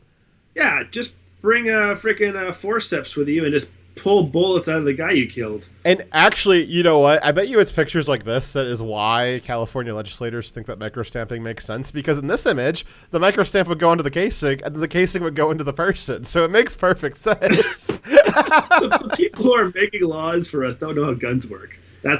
I'd be willing to bet that more than half the people that voted yes on this California bill, I bet you they think this is how guns work. They would think this picture is completely normal. Yes. And if you guys want to know which company owns the patent on microprinting, the fact that it imprints small direwolves onto the back of it is totally unrelated. It's nothing to do with the company. It's definitely not Direwolf Media that owns the patent on this. Unrelated to the story, we're going to make a large fortune soon. Yes. So there's another part about this bill that's very interesting. So this is a big sweeping reason why I said this was a gun ban.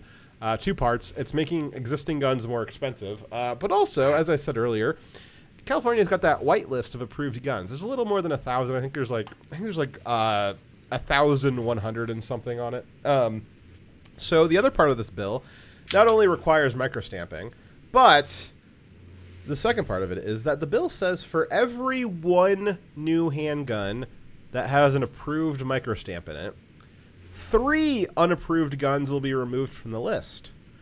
This will reduce the number of legal handguns in California to a few hundred, and they'll be very expensive models if anybody does this. Now, all the major gun manufacturers have said, I'm sure High Point's jumping on it because they're shit anyways.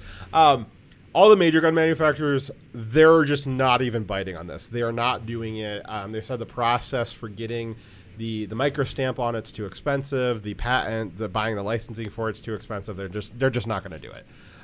There's actually this bill is a modified version of a bigger ask that California previously had back in the early part of the decade, where it wanted to stamp the bullet and the casing, and the process that they outlined for how the bullet would be microstamped was like actually physically impossible to implement with any amount of engineering. Like, it was just like insanity on like how they thought guns worked.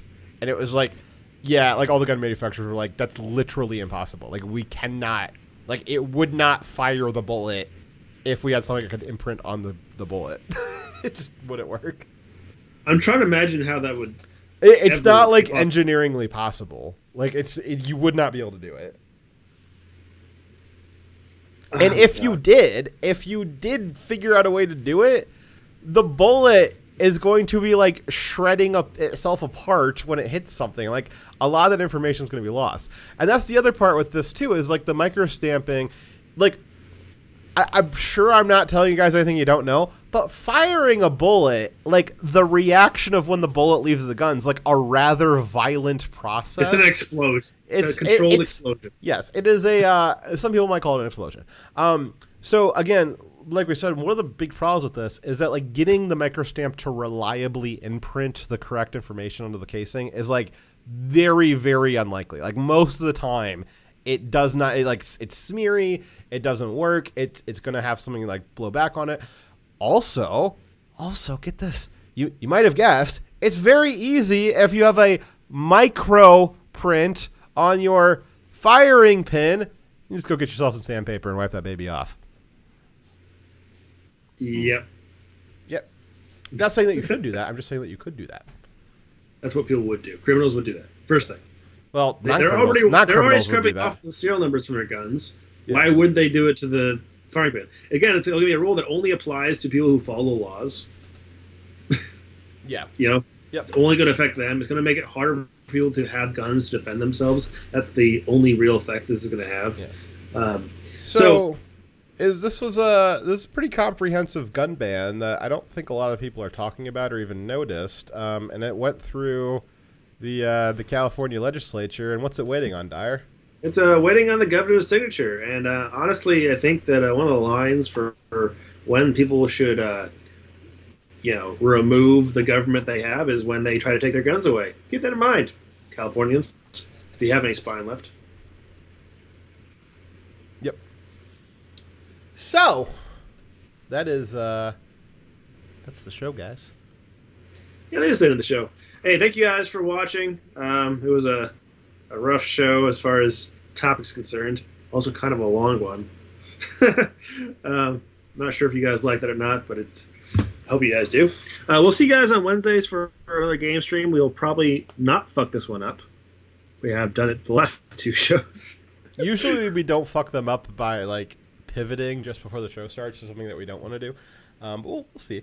I did see that there was a new update for Rocket League, so perhaps it updated. It's more broken now? Yeah, it's either more broken or it's fixed. I don't know.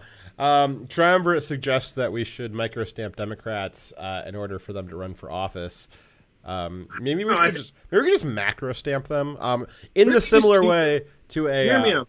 Yes. I think it might be cheaper in the long run to anytime someone gets elected as a Democrat to just put them on a rocket and fire them into the sun. I think the rockets would be cheaper. Yes. Than the policies they would pass. Yes. If you are in California, well, too late now. Your legislature already passed this. We saw this in Virginia where the voting base stupidly allowed a very far-left legislature to get elected to the state government, and then they passed a bunch of gun reform that the Virginian people didn't really want, and then they had to go assemble and protest at the State House when really all that they had to do was get off their lazy fucking asses and have voted 6 months earlier.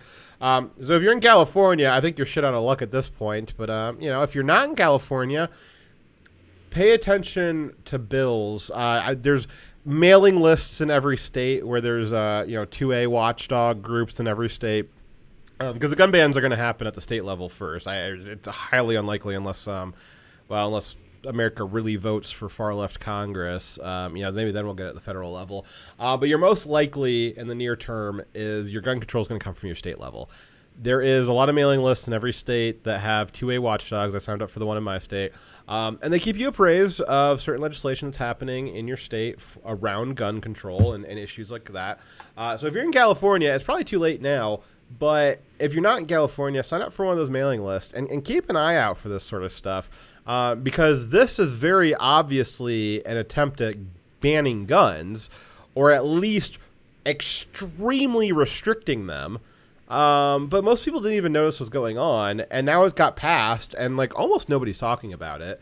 Really, I'm only seeing this being talked about with gun YouTubers, not any of the conservative commentary, just people who are strictly gun channels are talking about this. But that's it. This has been widely passed by the commentary. But this is a way of backdoor banning guns, and just keep an eye out for it in your state. Where if you hear, we're going to look at doing microstamping, say no, that's actually gun control. You're trying to backdoor ban guns, and we're not having it. So it's just something to keep an eye out for. The Democrats are tricky. They're tricky boys. Yep. All right. Good show. See you guys on Wednesday. Direwolf out. Jeez, setting off.